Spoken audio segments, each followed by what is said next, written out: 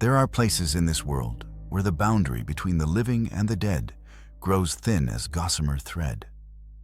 In the deep forests of Scandinavia, where winter darkness swallows the land for months and ancient pines stand like silent sentinels, that boundary becomes almost invisible. Here, in these Nordic shadows, one of folklore's most heartbreaking and terrifying spirits has wandered for centuries. The Myling is not a creature of pure malevolence, though its actions inspire absolute terror. It is not born of ancient evil or demonic possession, though its presence has driven travelers to madness and death. The Myling is something far more disturbing. It is the ghost of an innocent, transformed into a vengeful spirit by the cruelty of human desperation and the merciless judgment of society itself. Before we journey deeper into this darkness, understand what you are about to witness.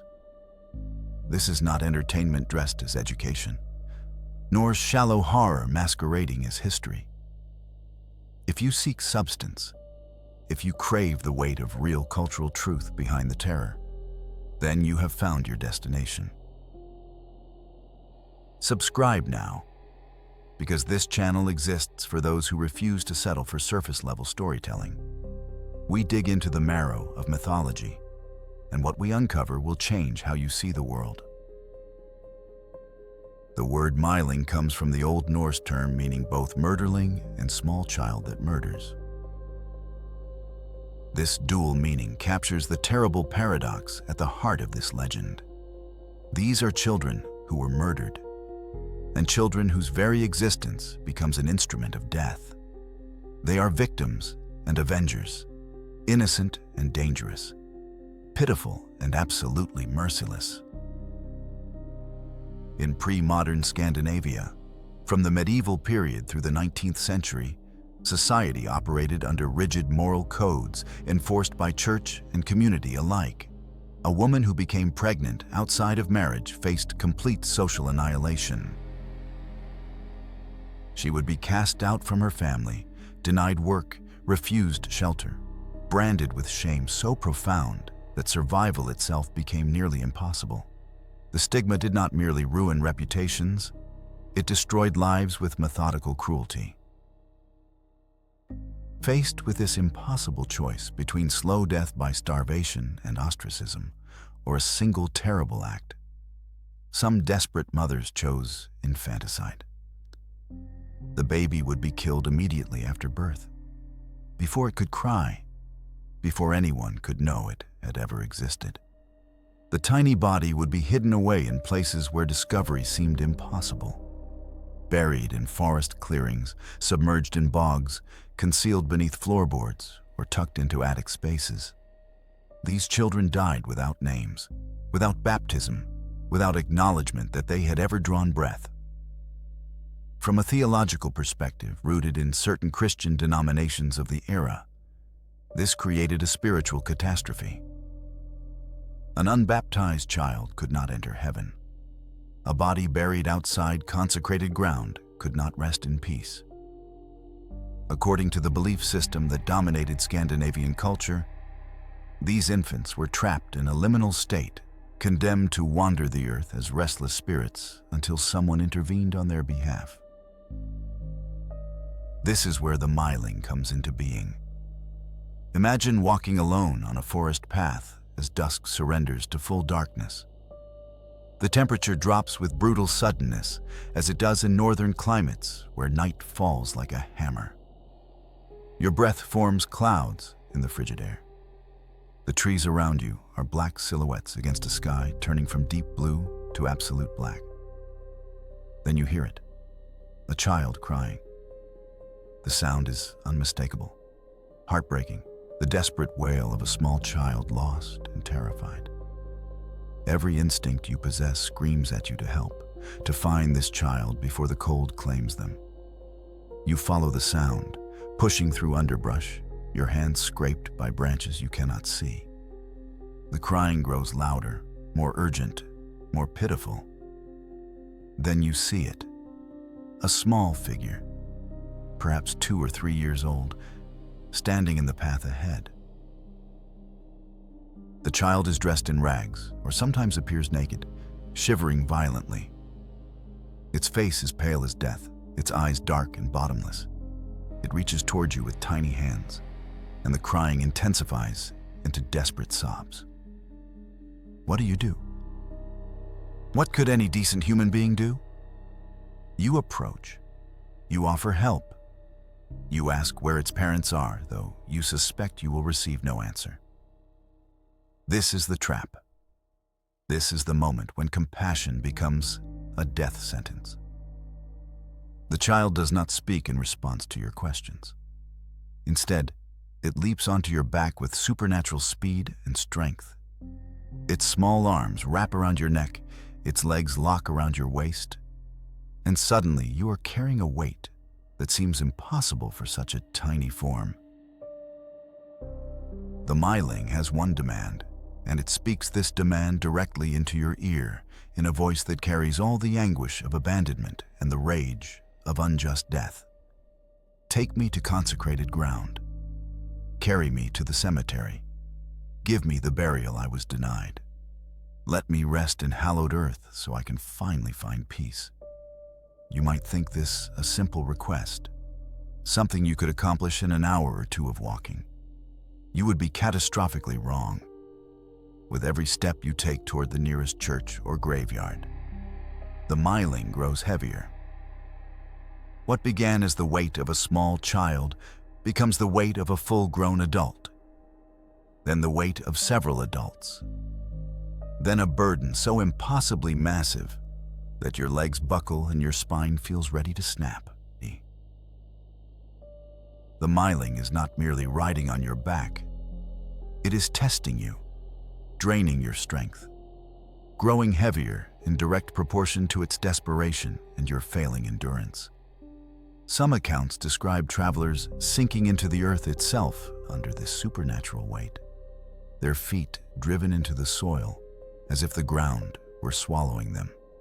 Others speak of men and women who collapsed after mere minutes, unable to take another step despite the cemetery being visible in the distance. Time becomes your enemy. The Myling must reach consecrated ground before dawn breaks. If you succeed, if you manage to carry this impossibly heavy burden to the cemetery gates and cross onto holy ground before the sun rises, the Myling releases you immediately. It slides from your back, and for a moment you might see gratitude in its ghostly face before it vanishes. Finally at peace. Finally able to rest. But failure carries consequences more horrific than exhaustion or physical injury. If you cannot reach the cemetery in time, if you collapse under the weight or the dawn comes before you cross onto hallowed ground, the Myling's sorrow transforms into murderous rage. Some accounts describe strangulation, the small hands suddenly possessing the strength to crush a human throat. Others speak of a scream so piercing, so laden with supernatural anguish, that the victim's mind simply shatters. They are found the next morning, alive but driven completely insane, unable to speak coherently, their eyes empty of recognition or reason. In certain regions, the Myling does not kill outright, but drags its failed carrier down into the earth itself, pulling them beneath the soil to share in its eternal burial in unconsecrated ground. These victims are never found, though locals claim you can sometimes hear their muffled screams rising from the forest floor on quiet nights. The Myling represents something profound and disturbing about the society that created this legend. These spirits are not random monsters or inexplicable horrors. They are the direct consequence of human cruelty, the supernatural manifestation of sins committed against the most vulnerable.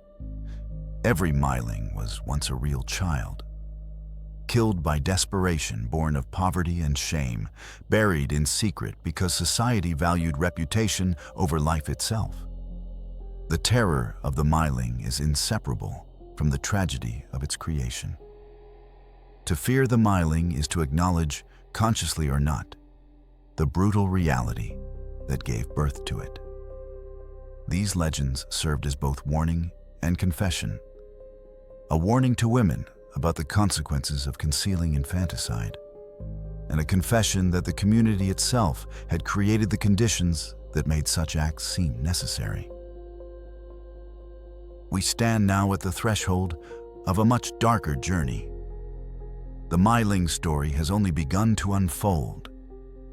In the chapters ahead, we will explore the historical forces that drove mothers to commit the unthinkable, the theological beliefs that condemned innocent souls to eternal wandering, and the terrible variations of this legend across Scandinavian regions. We will meet the mothers haunted by the children they killed, discover the rituals used to protect against Myling attacks, and understand why this particular ghost has endured in collective memory when so many others have faded into obscurity. The forest path stretches ahead, and somewhere in the darkness, a child is crying. Whether you choose to answer that cry or flee from it may determine whether you survive the night. But one truth remains absolute. The Myling will never stop searching, never stop crying, never stop seeking the justice and peace it was denied in life. And that makes it one of the most relentless, most tragic, and most terrifying spirits ever born from human shame and sorrow. To understand the Myling, you must first understand the world that created it. Pre-modern Scandinavia was not the romanticized land of noble Vikings and pastoral farms that popular culture presents. It was a society built on survival in one of the harshest climates on Earth, governed by rigid moral codes enforced with merciless efficiency, where reputation meant the difference between life and death. From the medieval period through the 19th century, Scandinavian communities operated under a social structure where the church and collective judgment held absolute power. Every member of the community existed under constant surveillance, their actions scrutinized, their reputations fragile as ice in spring. In this environment, sexual morality was not merely a personal matter, but a public concern, and violations carried consequences designed to destroy lives completely. For a woman to become pregnant outside of marriage was to commit social suicide. The moment her condition became visible, she ceased to exist as a member of the community in any meaningful sense. Her family would disown her to protect their own reputation, casting her out with nothing but the clothes on her back. Employers would refuse her work, not out of simple cruelty, but because association with such disgrace could taint their own standing. Neighbors would turn away when she approached, refusing even to acknowledge her presence. The church, which dominated every aspect of Scandinavian life during this period, provided no sanctuary. An unwed mother was a living embodiment of sin, proof of fornication, a walking scandal that contaminated sacred spaces by her very presence. She could not attend services without causing disruption. She could not seek charity without bringing shame upon the charitable. She could not marry, for what man would willingly tie himself to such ruin? Consider the material reality of this ostracization. Scandinavia's climate is unforgiving, with winters that stretch for months and temperatures that kill the unprepared within hours. Survival required shelter, fuel for heating, preserved food stores, and community cooperation. A woman cast out from all social networks had none of these things. She could not rent a room, for landlords would not house her. She could not buy food, for merchants would not serve her. She could not seek refuge with distant relatives, for news of her disgrace would travel faster than she could walk. The pregnancy itself compounded her impossible situation. As her body changed, Physical labor became increasingly difficult, yet she needed to work somehow to eat. As winter approached, she needed warmth and safety for the coming birth, yet she had neither. As her time drew near, she faced the terrifying prospect of giving birth alone, without midwife or assistance, without clean linens or hot water, without anyone to help if complications arose. Now add to this nightmare the certain knowledge of what would happen after the child was born. An illegitimate infant had no legal status, no right to inheritance, no claim to community resources. If it survived, it would grow up marked by its mother's shame, denied apprenticeships, denied marriage prospects, condemned to live on the absolute margins of society. The mother would be tied forever to this living proof of her sin, unable to move, unable to start over, unable to escape the judgment that would follow her everywhere. Some women chose death, walking into frozen lakes or hanging themselves from barn rafters. Others fled to cities where anonymity might offer a slim chance of survival, though most died of starvation or disease within months. And some, driven by desperation so profound it defies comfortable moral judgment, made a different choice entirely. The decision to commit infanticide was not made lightly or easily. Historical records and later confessions reveal the anguish of women who saw no other path. They were not monsters devoid of maternal feeling, but human beings trapped in circumstances engineered to offer only impossible choices. Keep the child and watch it starve slowly while you both die of exposure. Keep the child and condemn it to a life of relentless suffering and social death. Or end its life quickly before it truly begins, before it knows hunger or cold or shame.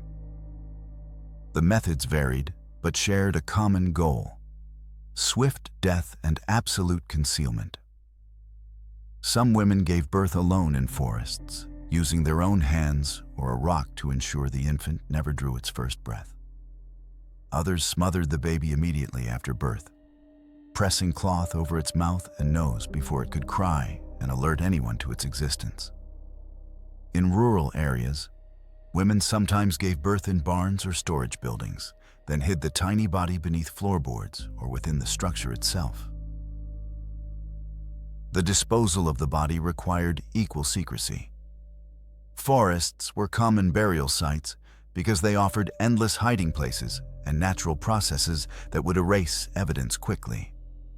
A shallow grave scraped into the earth beneath thick pine boughs, covered with moss and leaves, would be invisible within days. Bogs and marshes served the same purpose, their dark waters and preserving peat swallowing secrets that would not surface for centuries, if ever. Some bodies were hidden in proximity to the very houses where the births occurred. Beneath floorboards in attics, behind stone walls in cellars, tucked into chimneys or under foundation stones. Archaeologists and renovators have discovered these tiny skeletons over the centuries, usually by accident, silent testimony to the desperation that drove their concealment. These were not elaborate burials with ritual or ceremony. They were frantic attempts to hide evidence, to destroy proof, to eliminate the physical reality that could lead to prosecution and execution. Because, make no mistake, if discovered, the penalty for infanticide was death. The same society that created the conditions forcing women to these acts showed no mercy when those acts came to light. Women were burned at the stake, hanged, or drowned as punishment for the murder of their own children. The irony was lost on no one except perhaps the authorities themselves. The community would kill a woman for killing a child they had already condemned to death by social exclusion. The economic dimension of this tragedy cannot be ignored. Pre-modern Scandinavia operated on subsistence agriculture, where every mouth to feed represented a genuine burden. Families calculated their survival in terms of productive labor versus resource consumption. A legitimate child would eventually contribute to the household economy through work. An illegitimate child contributed nothing while consuming valuable food and fuel. In times of widespread poverty, crop failure, or harsh winters, the arrival of another mouth to feed could mean the difference between survival and starvation for an entire family. Infant mortality was already catastrophically high during this period. Even legitimate children born into stable families died at shocking rates from disease, malnutrition, and accidents. It was not unusual for families to lose half their children before those children reached adulthood. In this context of routine infant death, the line between passive neglect and active infanticide could blur disturbingly. A child that died of exposure because no one provided adequate warmth. A child that starved because no one ensured it received sufficient milk. Were these deaths natural? Were they murder by omission? The Church's position complicated matters further. Christianity taught that unbaptized infants could not enter heaven, condemned instead to limbo or worse. This meant that every infant who died before receiving the sacrament of baptism was theologically damned through no fault of its own. For a murdered infant, unbaptized and buried in unconsecrated ground, the spiritual consequences were absolute. It could not rest. It could not find peace. It was trapped between worlds, neither fully dead nor able to move forward into any afterlife. This is where theology and folklore merged to create the Myling. The ghost was not simply a murdered child seeking vengeance. It was a damned soul, condemned by circumstances beyond its control, trapped in eternal punishment for sins it never committed. Its desperation stemmed from theological crisis as much as from the trauma of violent death. It needed consecrated ground not merely as justice, but as salvation, the only possible escape from eternal wandering. The mothers who committed these acts lived on, at least some of them, carrying secrets that could never be spoken. They returned to their communities, if possible, perhaps married eventually, perhaps bore legitimate children who never knew they had a dead sibling hidden beneath the floorboards or buried in the forest. But the guilt remained, and in the dark Nordic nights, when the wind howled and strange sounds emerged from the wilderness, some must have wondered if that crying they heard was merely an animal or something far more personal seeking them out. The Myling legend served as both warning and acknowledgement.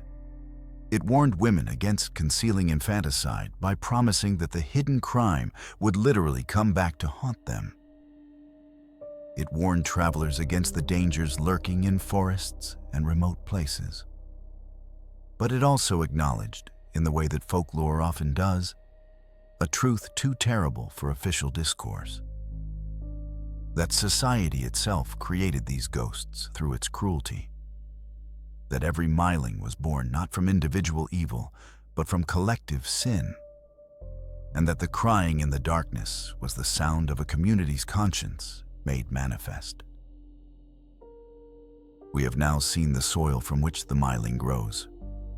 We understand the desperation, the shame, the impossible choices, and the brutal consequences. In the next chapter, we will explore what happens to a soul trapped in this liminal state, condemned by theology and abandoned by humanity, and why the Myling's need for consecrated ground becomes an obsession powerful enough to drive it to murder. Death, in the theological framework of medieval and early modern Christianity, was not an ending, but a transition. The soul departed the body and moved forward to its eternal destination. Heaven for the righteous, hell for the damned, and for the majority. Purgatory, where sins could be purged through suffering before eventual admission to paradise. But this entire system depended on one crucial prerequisite: the sacrament of baptism. Baptism was the gateway to Christian salvation, the ritual that cleansed the soul of original sin and marked the individual as a member of the faith. Without it, according to the strict theological interpretation that dominated Scandinavia for centuries, no soul could enter heaven regardless of the individual's moral character or circumstances of death. An unbaptized person existed in a state of spiritual limbo, forever barred from God's presence not through personal sin, but through the absence of this essential sacrament. For adults who chose to reject baptism or died before receiving it, this consequence could be understood as the result of choice or unfortunate timing. But for infants, the theology created a profound and disturbing injustice. A baby who died moments after birth, who had committed no sin beyond being born with the stain of Adam's original transgression, was condemned to eternal separation from heaven through no fault of its own. The Church developed various theological concepts to address this uncomfortable reality. Limbo, a realm neither heaven nor hell, was proposed as the destination for unbaptized infants. Not a place of torment, but one of permanent exclusion from divine joy. Some theologians argued that these souls experienced a natural happiness, but could never know the supernatural bliss of God's presence. Others suggested they remained in a state of peaceful ignorance, unaware of what they had lost. But Scandinavian folklore took a darker view. The people who lived with the harsh realities of infant death, who buried tiny bodies with frightening regularity, who knew that theology offered cold comfort to grieving parents, developed their own understanding. An unbaptized child did not rest peacefully in some neutral limbo. It became trapped, caught between the world of the living and the realm of the dead, unable to move forward and unwilling to simply fade away. This trapped state was compounded exponentially when the child had been murdered and buried in secret outside consecrated ground. The combination of dying, unbaptized, and lying in unconsecrated earth created a spiritual catastrophe of the highest order. The child's soul could not enter any afterlife, could not decompose peacefully into nothingness, could not find rest in any form. It remained tethered to the location of its burial, conscious and suffering, aware of its abandonment and powerless to change its condition. Consecrated ground held immense importance in Christian belief and practice. A cemetery blessed by the Church was not merely a convenient place to bury bodies. It was holy earth, transformed by ritual into a sacred space where the dead could await resurrection. To be buried in consecrated ground was to be embraced by the Christian community even in death, to have one's final resting place sanctified and protected by the power of the Church. Exclusion from consecrated ground was therefore one of the most severe punishments the Church could inflict. Suicides, criminals, heretics, and excommunicants were denied burial in blessed cemeteries, their bodies interred instead at crossroads or in wasteland, marking them as outcasts even after death. The message was clear. These individuals had placed themselves outside the community of the faithful, and their bodies would lie outside its sacred boundaries. Infants who died unbaptized technically fell into this category of exclusion, though practice varied widely. Some communities allowed Christian burial if the parents had intended to baptize the child, but death came too quickly. Others strictly forbade it, insisting that unbaptized meant unsanctified regardless of circumstances. For murdered infants buried in secret, there was never any question. They lay in unconsecrated ground because their very existence was a secret their killers desperately needed to maintain. The Myling's obsession with reaching consecrated ground stems directly from this theological trap. It understands, with whatever consciousness a ghost possesses, that its current state is unbearable and eternal. The crying in the forest is not merely the sound of a child seeking attention. It is the wail of a soul in spiritual agony, trapped in a condition that violates every natural and supernatural law. The Myling needs consecrated ground the way a drowning person needs air, with desperate, all-consuming urgency. When the Myling encounters a traveler and begs to be carried to the cemetery, it is not making a simple request. It is attempting to accomplish the one thing that might break its curse and allow it to finally rest. If it can reach holy ground, if its remains can be deposited within the blessed boundaries of a Christian cemetery, perhaps the Church's power can override the circumstances of its death. Perhaps sanctification can work retroactively, blessing the unbaptized and forgiving the unforgivable. This explains the Myling's behavior during the terrible journey. Its increasing weight is not arbitrary cruelty, but a manifestation of its spiritual condition. The closer it comes to possible salvation, the more the weight of its sin and suffering becomes tangible. Original sin, the trauma of violent death, the years or decades of wandering in torment. All of this coalesces into physical mass that threatens to crush the person attempting to help. The Myling cannot control this. It is simply the of a damned soul approaching holy ground. The dawn deadline adds another layer of theological significance. Night has always been associated with the supernatural, the time when barriers between worlds grow thin and spirits can manifest most easily. Daylight represents divine power, the sun often symbolizing Christ's light driving back darkness. A Myling can only maintain physical or semi-physical form during the hours of darkness. When dawn breaks, it must return to its burial site. Its attempt at salvation failed for another night. This creates the terrible urgency of the journey. The traveler who picks up a Myling at midnight might have 6 or 7 hours of darkness remaining, potentially enough time to reach a distant cemetery. But a Myling encountered at 4 in the morning, with dawn approaching in an hour or two, presents a nearly impossible challenge. The distance might be walkable under normal circumstances, but carrying an increasingly heavy supernatural burden transforms a simple journey into a race against time, with the soul's eternal fate hanging in the balance. Consider the profound tragedy embedded in this legend.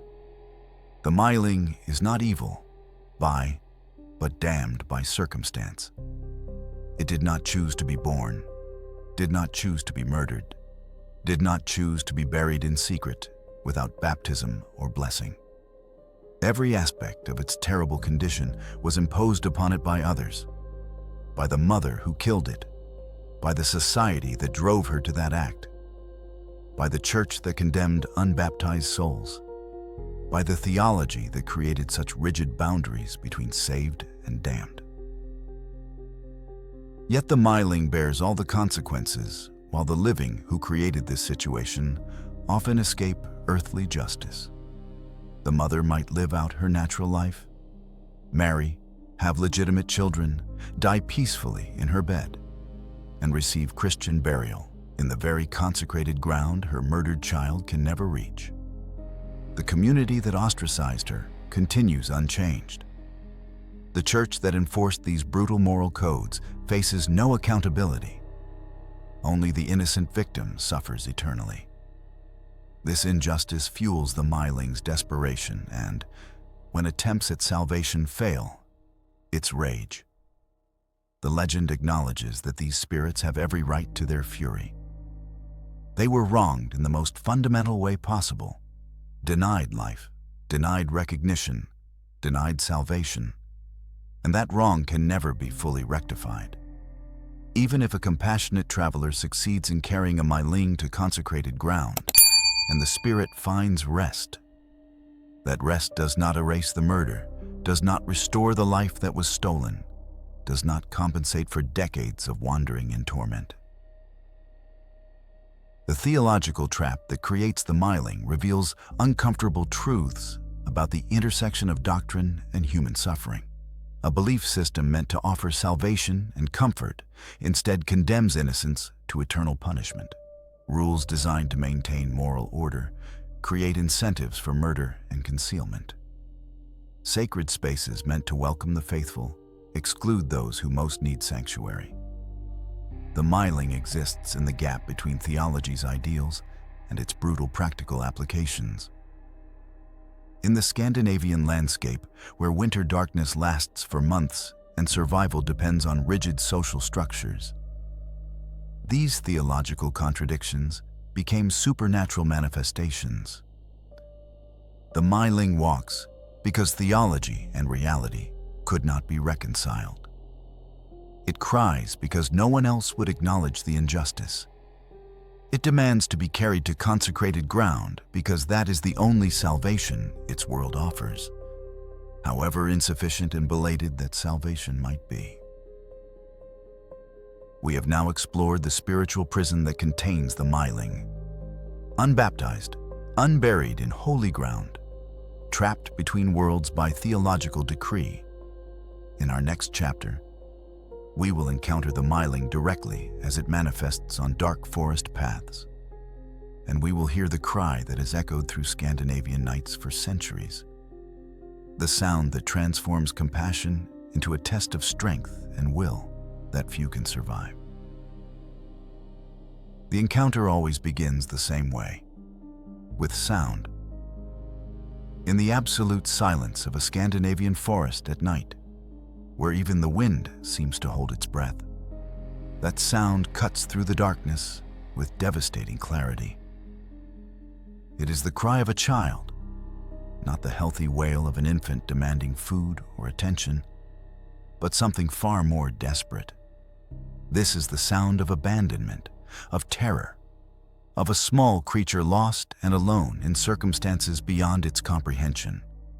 The cry rises and falls with irregular rhythm, sometimes becoming a keening wail that seems to hold all the sorrow in the world, sometimes breaking into sobs so pitiful they physically hurt to hear. The Myling's cry is designed by or supernatural curse to exploit the deepest human instincts. We are hardwired to respond to the distress of children, our brains flooding with hormones that compel us to help, to protect, to rescue. A crying child in danger triggers responses that bypass rational thought entirely, reaching directly into the most primal parts of our psychology. Travelers who encounter this sound describe an immediate physical reaction. The heart rate accelerates, muscles tense for action, attention focuses with laser intensity on locating the source. Every other consideration vanishes. The late hour, the dangerous location, the strangeness of finding a child alone in the wilderness. All that matters is reaching that crying child before something terrible happens. The Myling knows this. Whether it possesses genuine consciousness that allows for calculated manipulation or simply acts according to its supernatural, the result is identical. The cry is bait in a trap that has claimed victims for centuries, and it works with devastating efficiency because compassion itself becomes the mechanism of doom. The sound seems to come from everywhere and nowhere simultaneously. Acoustics in dense forest play tricks even under normal circumstances, with sound bouncing off trees and reflecting in unpredictable patterns. A supernatural source makes localization nearly impossible. The traveler turns in circles, trying to fix a direction, hearing the crying now to the left, now behind, now impossibly close yet still invisible. Then, as the searcher pushes deeper into the forest or continues along the darkened road, the crying grows clearer. It stabilizes into a single direction, allowing the victim to finally orient and move with purpose. This is when the first visual contact occurs, though the darkness and distance make details difficult to discern. A small figure becomes visible in the gloom ahead. The size is unmistakably that of a young child, perhaps 2 or 3 years old, small enough to seem helpless, large enough to have wandered away from parents or caregivers. The figure stands motionless except for the shaking of its shoulders as sobs rack its small frame. As the traveler approaches, more details emerge with each step. The child's clothing, if it wears any, is ragged and inadequate for the weather. Some accounts describe Mylings appearing in nothing but thin shifts or burial shrouds, while others mention tattered garments that might once have been swaddling clothes or simple peasant dress. The inappropriateness of the clothing for the environment adds to the urgency. This child will die of exposure if not helped immediately. The child's physical appearance carries subtle wrongness that rational mind might notice, but emotional response overrides. The skin is too pale, possessing the color and texture of something that has been underground or underwater for far too long. Not decayed or obviously corpse-like, which would trigger alarm and flight, but simply wrong in a way that consciousness might register, but not quite articulate. The hair hangs in lank strands, sometimes described as wet though no rain has fallen. The limbs seem too thin, stretching the pale skin tight over bone structure that seems almost bird-like in its delicacy. The feet are often bare regardless of season, leaving tracks in snow or mud that follow no logical pattern, sometimes appearing ahead of where the child stands, sometimes circling back on themselves, sometimes vanishing entirely for stretches before resuming. Most disturbing are the eyes when the victim gets close enough to see them.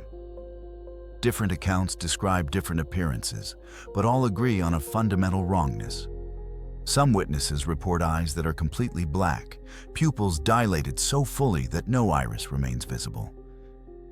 Others describe pale, washed-out eyes like those of deep-sea creatures that have never known sunlight. Still others claim the eyes reflect light strangely, throwing back the gleam of lanterns or moonlight with an amber or red glow, like those of nocturnal predators. The Myling does not speak initially. It simply cries, reaching out with small hands in a universal gesture of a child seeking comfort. The arms extend toward the traveler, fingers grasping at air. The gesture so archetypal and heartbreaking that resistance becomes nearly impossible. What kind of monster would turn away from a child in such obvious distress? Some variations of the legend include the Myling singing rather than simply crying. The song has no recognizable words, but carries a melody that somehow communicates grief and longing with devastating effectiveness. In certain accounts, the song contains fragments of lullabies or hymns, twisted into minor keys and slowed to funeral dirges. These singing Mylings are often described as even more dangerous because the music itself carries supernatural compulsion, drawing listeners closer against their better judgment. The location of these encounters follows predictable patterns. Mylings appear on forest paths, particularly at crossroads where multiple trails intersect. They manifest along lonely roads that cut through wilderness, especially in areas far from any settlement where a genuine child would have no reason to be. They emerge near bodies of water, streams, lakes, bogs, where their burial sites often lie hidden beneath dark water or preserved in oxygen-poor peat. The timing is equally consistent. Mylings appear only during hours of darkness, with the deepest part of night being most common. They favor moonless nights when visibility is poorest and natural sounds are muffled, though they can appear under any nocturnal conditions. Weather seems to enhance rather than inhibit their manifestation. Fog, snow, and rain all provide cover and confusion that aids in drawing victims close. The initial contact zone typically places the Myling at a distance that requires the traveler to approach rather than having the spirit come to them. This detail matters because it ensures the victim makes an active choice to engage. The traveler must decide to leave the relative safety of the road or established path, must choose to move toward the crying rather than away from it, must elect to involve themselves in a situation that carries obvious strangeness. This element of choice, however illusory given the psychological manipulation at work, serves an important function in the legend's moral framework. The victim is not randomly attacked, but responds to what appears to be a legitimate cry for help. The tragedy lies not in innocent people being assaulted without provocation, but in compassion itself becoming the mechanism of doom. Good intentions pave the road to death. As the distance closes, the traveler often begins experiencing physical symptoms that should serve as warnings. The temperature drops noticeably even on relatively mild nights, breath becoming visible in clouds of vapor. A sense of being watched presses in from the surrounding darkness, though no other figures are visible. Some accounts mention the sounds of the forest falling completely silent, birds and insects and small animals all going still as if in the presence of a predator. The traveler's own voice, when they call out to ask if the child needs help or where its parents might be, sounds muffled and strange. Words seem to fall flat rather than carrying through the air normally. This acoustic deadening adds to the growing sense of unreality, the feeling that the laws of are suspended in this space and time. The Myling does not answer questions. It continues crying, sometimes increasing the volume and desperation of its sobs as the traveler draws near, sometimes allowing the crying to taper off into pitiful whimpers that suggest the child's strength is nearly exhausted. Both tactics serve the same purpose: to convince the victim that immediate action is necessary, that any delay might result in the child's death from exposure, exhaustion, or whatever danger supposedly threatens it. When the traveler reaches the Myling and bends down to offer comfort or assistance, the transformation begins. The crying stops abruptly, replaced by a silence somehow more disturbing than the wailing that preceded it. The child looks directly at the traveler for the first time, and in that moment of eye contact, something fundamental shifts. The air grows heavier, the darkness deeper, the cold more penetrating. Then the Myling moves with speed that violates every law of physics and child development. It launches itself at the traveler's back, arms locking around the neck, legs wrapping around the torso. The entire small body suddenly pressed against the victim in an embrace that feels nothing like the natural weight and warmth of a living child.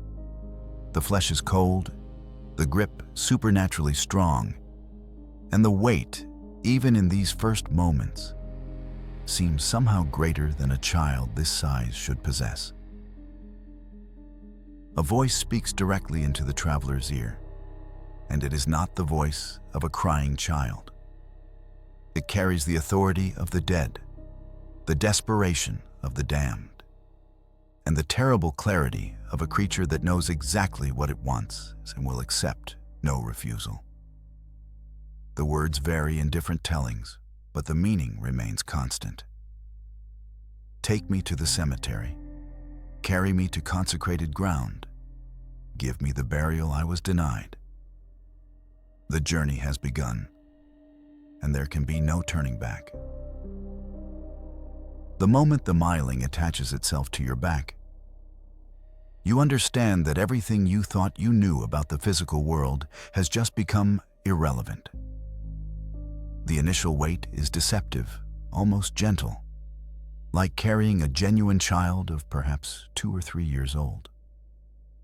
Your muscles register the burden easily, your legs adjust to the additional load without strain, and for a brief moment you might think this task will be manageable. That moment of false confidence lasts perhaps 10 steps, perhaps 20 if you are particularly strong.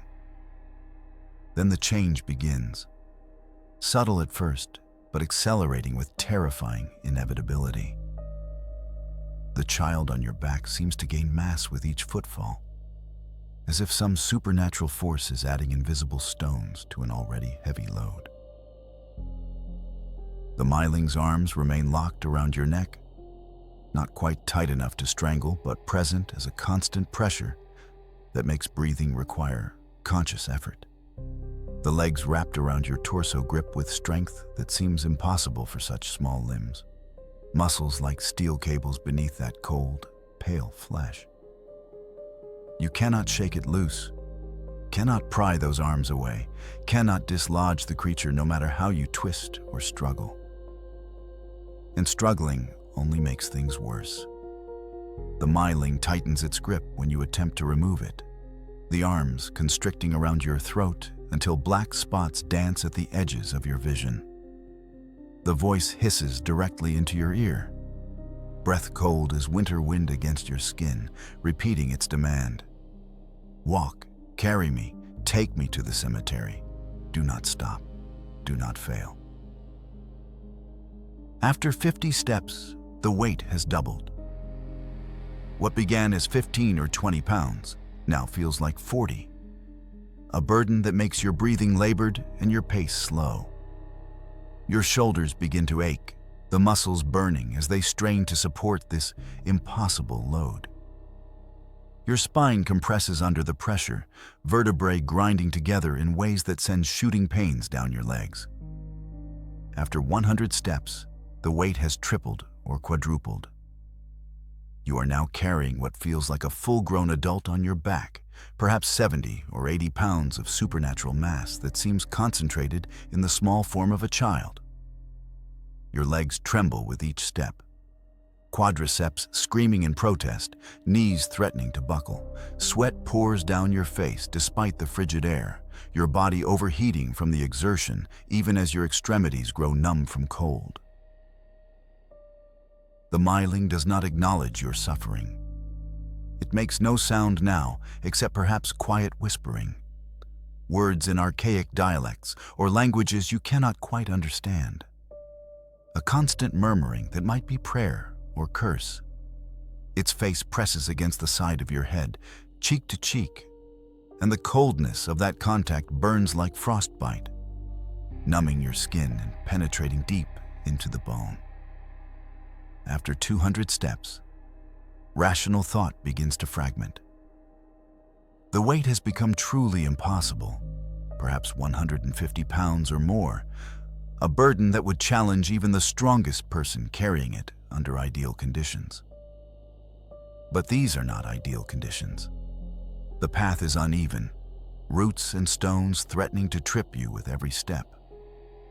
The darkness is absolute except for whatever dim light source you carry, if any.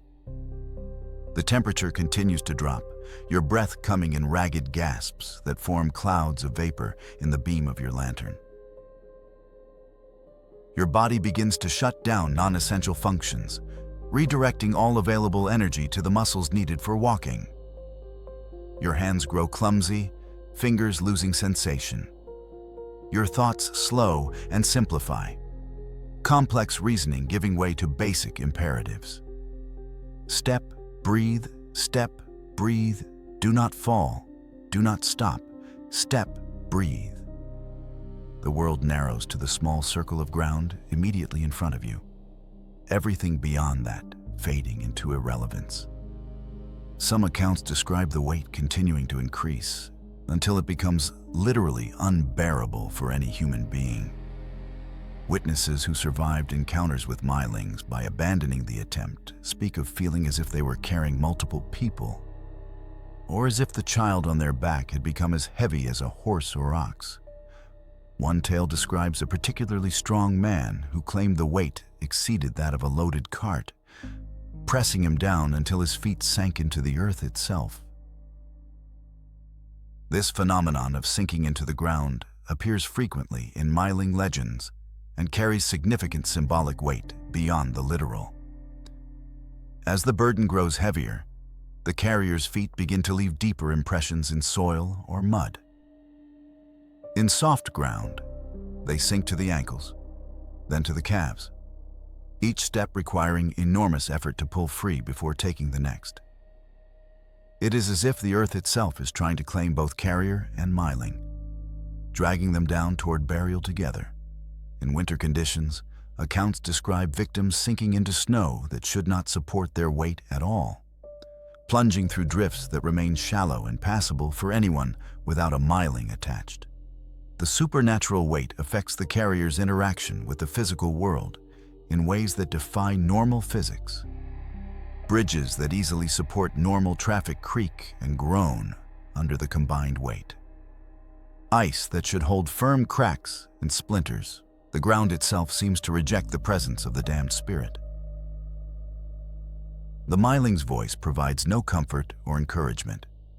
If it speaks at all during this ordeal, it is only to command continued progress or to complain about the slowness of the journey. Some variants describe the Myling crying out in frustration, calling the carrier weak or useless, threatening terrible consequences if they fail to reach the cemetery in time. Other versions present a Myling that maintains complete silence after the initial demand, communicating only through the relentless increase of supernatural weight. Distance becomes impossible to judge accurately. What might be a walk of 1 or 2 miles under normal circumstances transforms into an epic journey when carrying this burden. Time dilates strangely, minutes stretching into what feels like hours. The dawn that seemed safely distant suddenly appearing as a threatening glow on the horizon. You may have started this journey at midnight, with 6 or 7 hours of darkness remaining, but somehow it is now 4 in the morning, and the cemetery remains impossibly far away. The landscape itself seems to work against you. Paths that you remember as straight and level become twisted and steep. Hills appear where none existed before. Slopes that force you to climb while carrying this crushing burden, your muscles screaming and your lungs burning as you drag both yourself and the Myling upward step by agonizing step.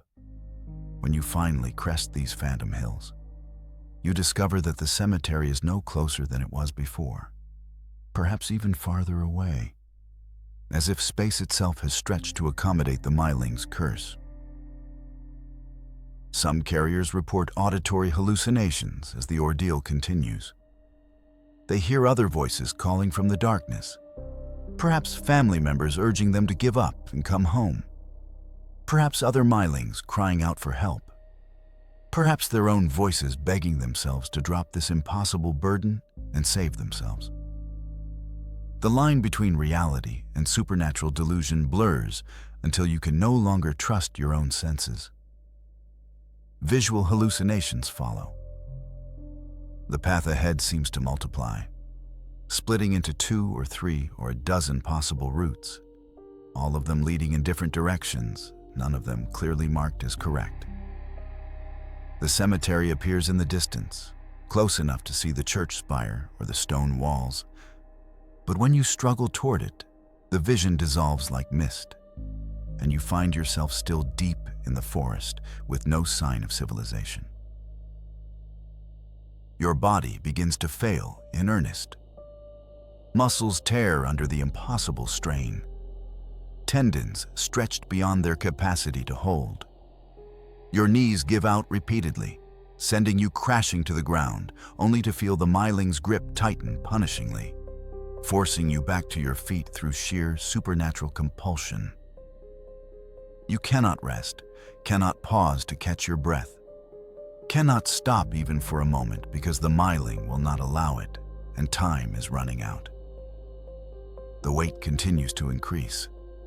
By 300 steps, 400 steps, 500 steps if you can manage that many, you are carrying something that exceeds all rational measurement. Your spine bends under the load, forcing you into a hunched posture that makes breathing even more difficult. Your legs move like those of a person walking underwater, every motion requiring maximum effort for minimal progress. Some legends speak of carriers who can see their own death approaching with each step. They feel their heart laboring irregularly, skipping beats and then racing to catch up, They taste blood in their mouths from something ruptured internally. They experience the strange clarity that sometimes comes at the edge of death, a moment of perfect understanding that they will not survive this journey, that the Myling has already won, that consecrated ground might as well be on the moon for all the chance they have of reaching it.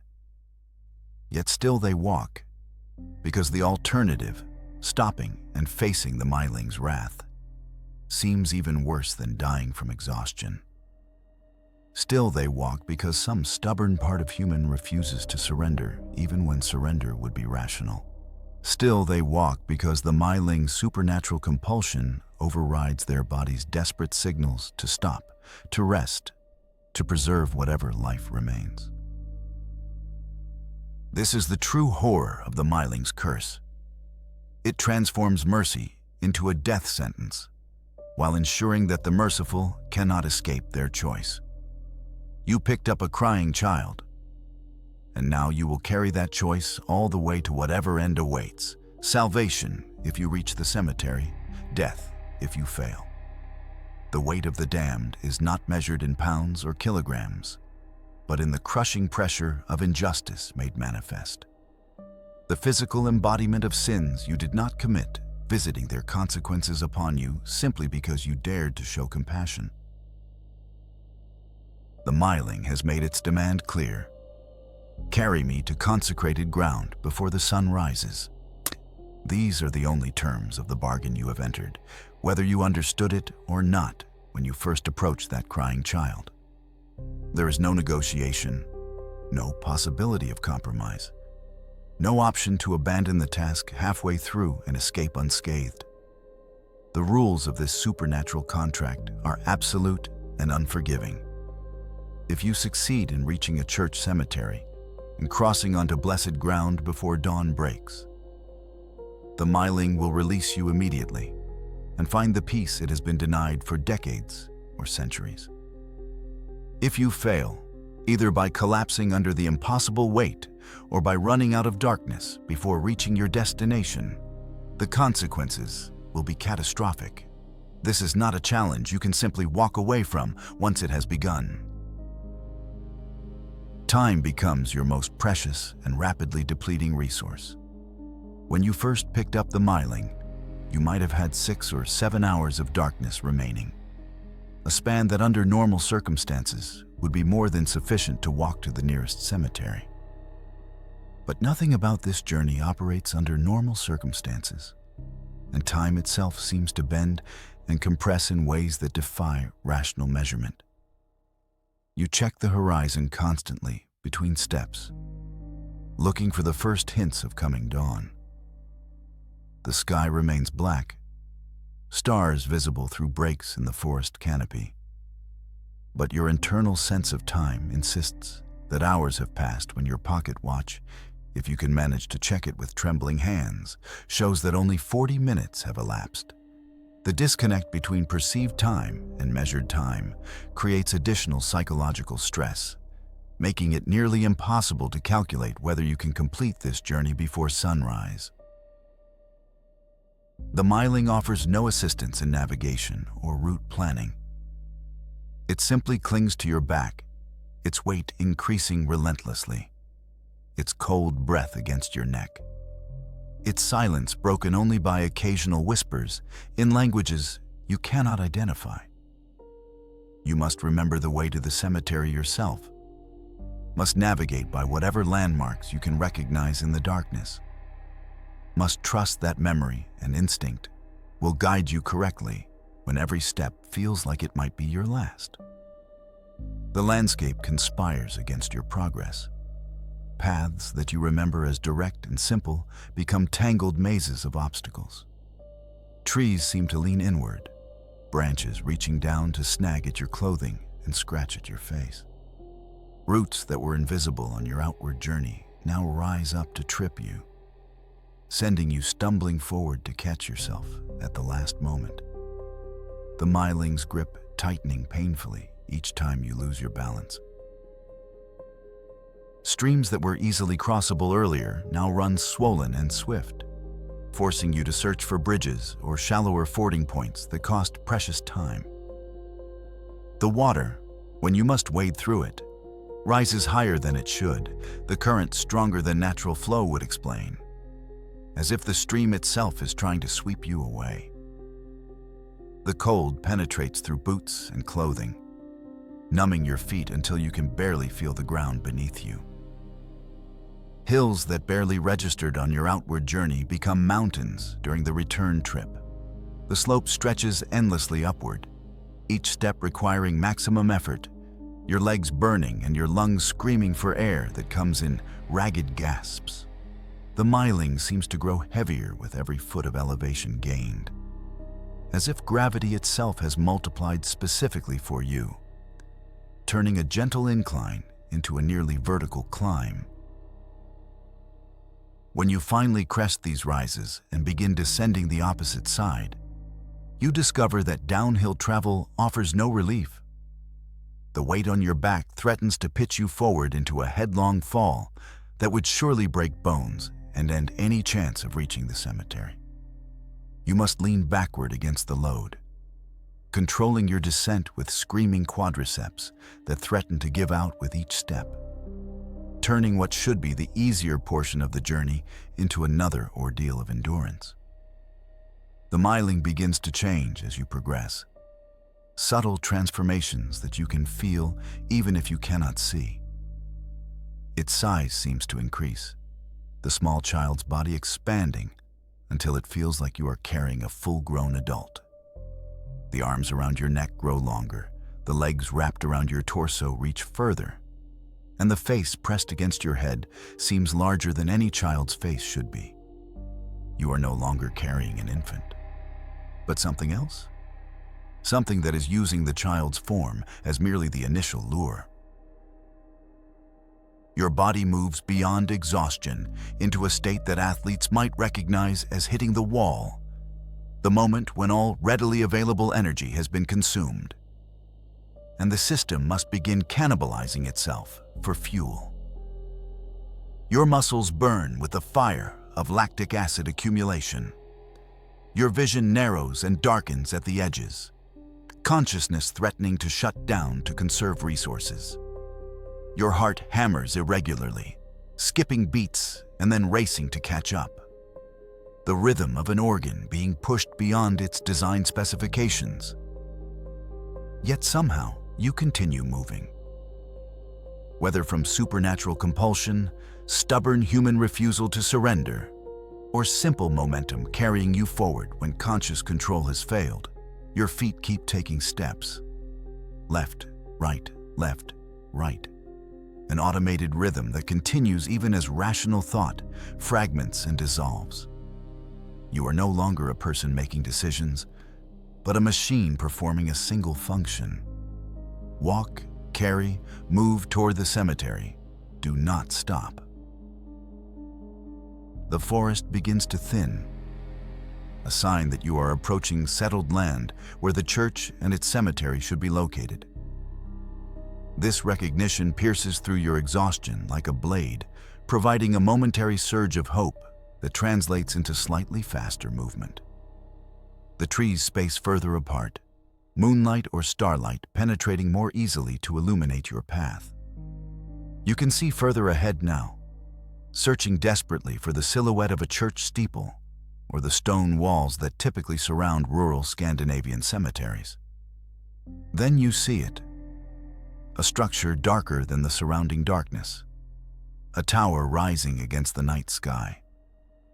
The church.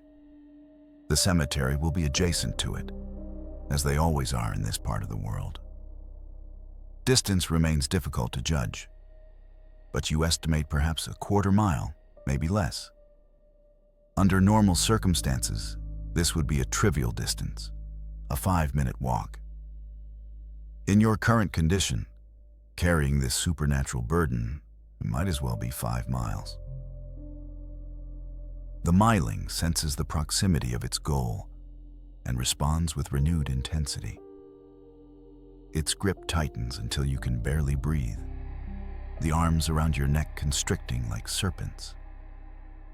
Its voice rises for the first time since the journey began, no longer whispering but crying out in a mixture of desperation and terrible anticipation.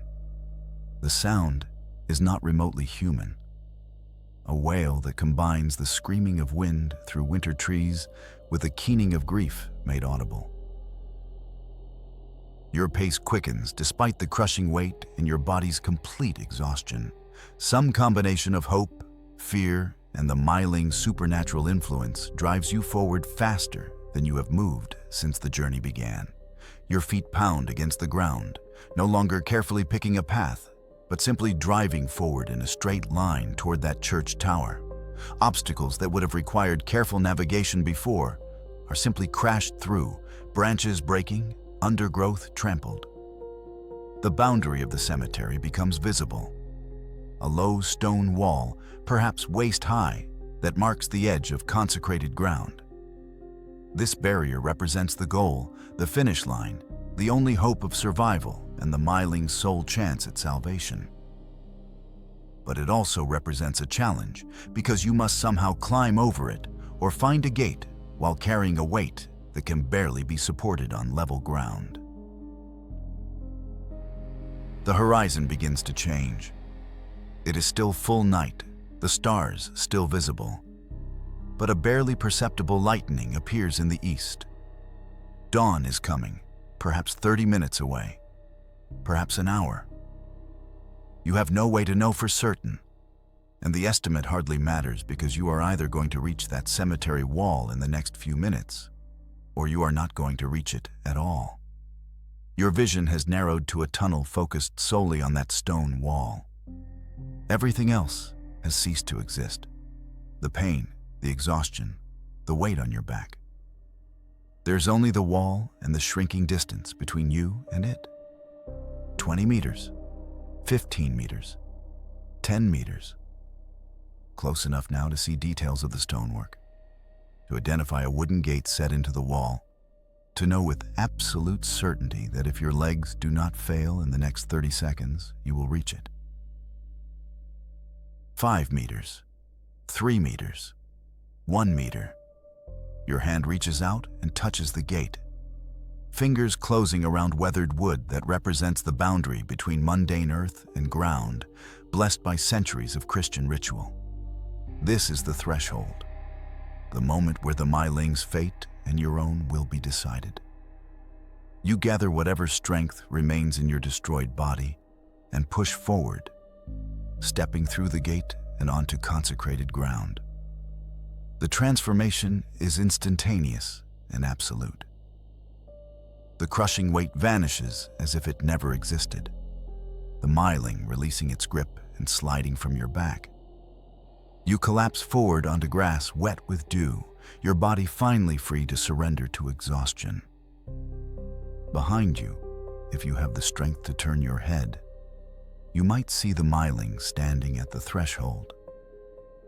No longer the terrifying presence that has ridden your back, but simply a small, translucent figure of a child. For a moment, the Myling looks at you, and in its ghostly face, you might see something that could be gratitude or simply relief that its torment has finally ended. Then it turns and walks deeper into the cemetery, its form growing fainter with each step, fading like morning mist until it vanishes entirely. The soul has found its rest at last, released from the curse of dying unbaptized and unburied in holy ground. You have succeeded where countless others have failed, have carried the weight of the damned to salvation, have survived an encounter with one of Scandinavia's most dangerous spirits. But as you lie gasping on consecrated ground, watching the eastern horizon brighten with approaching dawn, you understand that this victory has cost you something that may never fully heal. Your body is broken, your muscles torn, your heart damaged. More than that, you will never again hear a child crying in the darkness without remembering this night, without wondering if compassion will once more become a pathway to doom. Not every traveler who encounters a Myling possesses the strength to reach consecrated ground before dawn. Not every journey ends with the ghost finding peace and the carrier collapsing in grateful exhaustion on blessed earth. The legends are filled with stories of those who failed, and their fates serve as grim warnings about the true of the Myling's desperation and rage. Failure can take many forms in this supernatural ordeal. The most common is simple physical collapse, the moment when the body finally refuses to take another step under the impossible burden. Your legs give out completely, knees buckling, muscles that have been screaming in protest for hours, finally tearing beyond their capacity to function. You fall forward or sideways, crashing to the ground with the Myling still clinging to your back, its supernatural weight driving you into the earth. This is when the transformation from desperate ghost to avenging spirit occurs. The Myling that had been relatively passive during the journey, simply increasing its weight and demanding progress, now erupts into active violence. The arms that were wrapped around your neck tighten with crushing force, no longer merely holding on, but actively strangling. The grip becomes a noose of supernatural strength, cutting off your airway completely, the pressure increasing until you hear the creak of your own vertebrae threatening to snap. You claw at those arms, trying to pry them loose, but your fingers find no purchase on the cold flesh. It is like trying to bend iron bars with bare hands, an exercise in futility that costs you precious seconds of remaining consciousness. Your vision darkens not from exhaustion now, but from oxygen deprivation, the world narrowing to a pinpoint of light that flickers and threatens to extinguish entirely. Your lungs burn with the need for air that cannot reach them. Your heart hammers frantically, as if speed alone might somehow compensate for the lack of oxygen. The Myling's face presses against yours now, cheek to cheek, and you can feel something that might be tears, cold as ice water, running down both your faces. Whether the ghost is weeping for what it is about to do, or simply manifesting the anguish of its continued damnation, you cannot know. All you know is that those tears provide no comfort, no hint of mercy that might spare you from the fate you have earned through the simple failure of human endurance.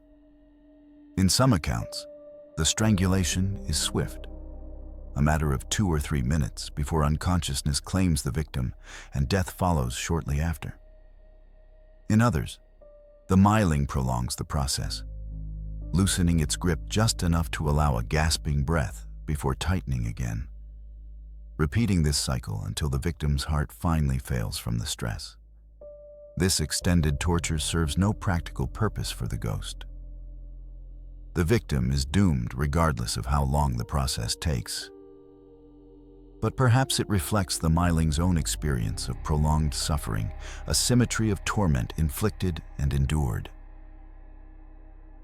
Other Mylings employ a different method of execution, one that exploits sound as a weapon more devastating than any physical force. When the carrier collapses or when dawn breaks before the cemetery is reached, the Myling releases its physical grip and steps back. For a moment, the victim might feel relief, hope surging that perhaps the ghost will show mercy after all. Then the Myling opens its mouth and screams. This is not the crying that initially lured the traveler into helping. This is something fundamental different, a sound that seems to bypass the ears entirely and strike directly at the brain and soul.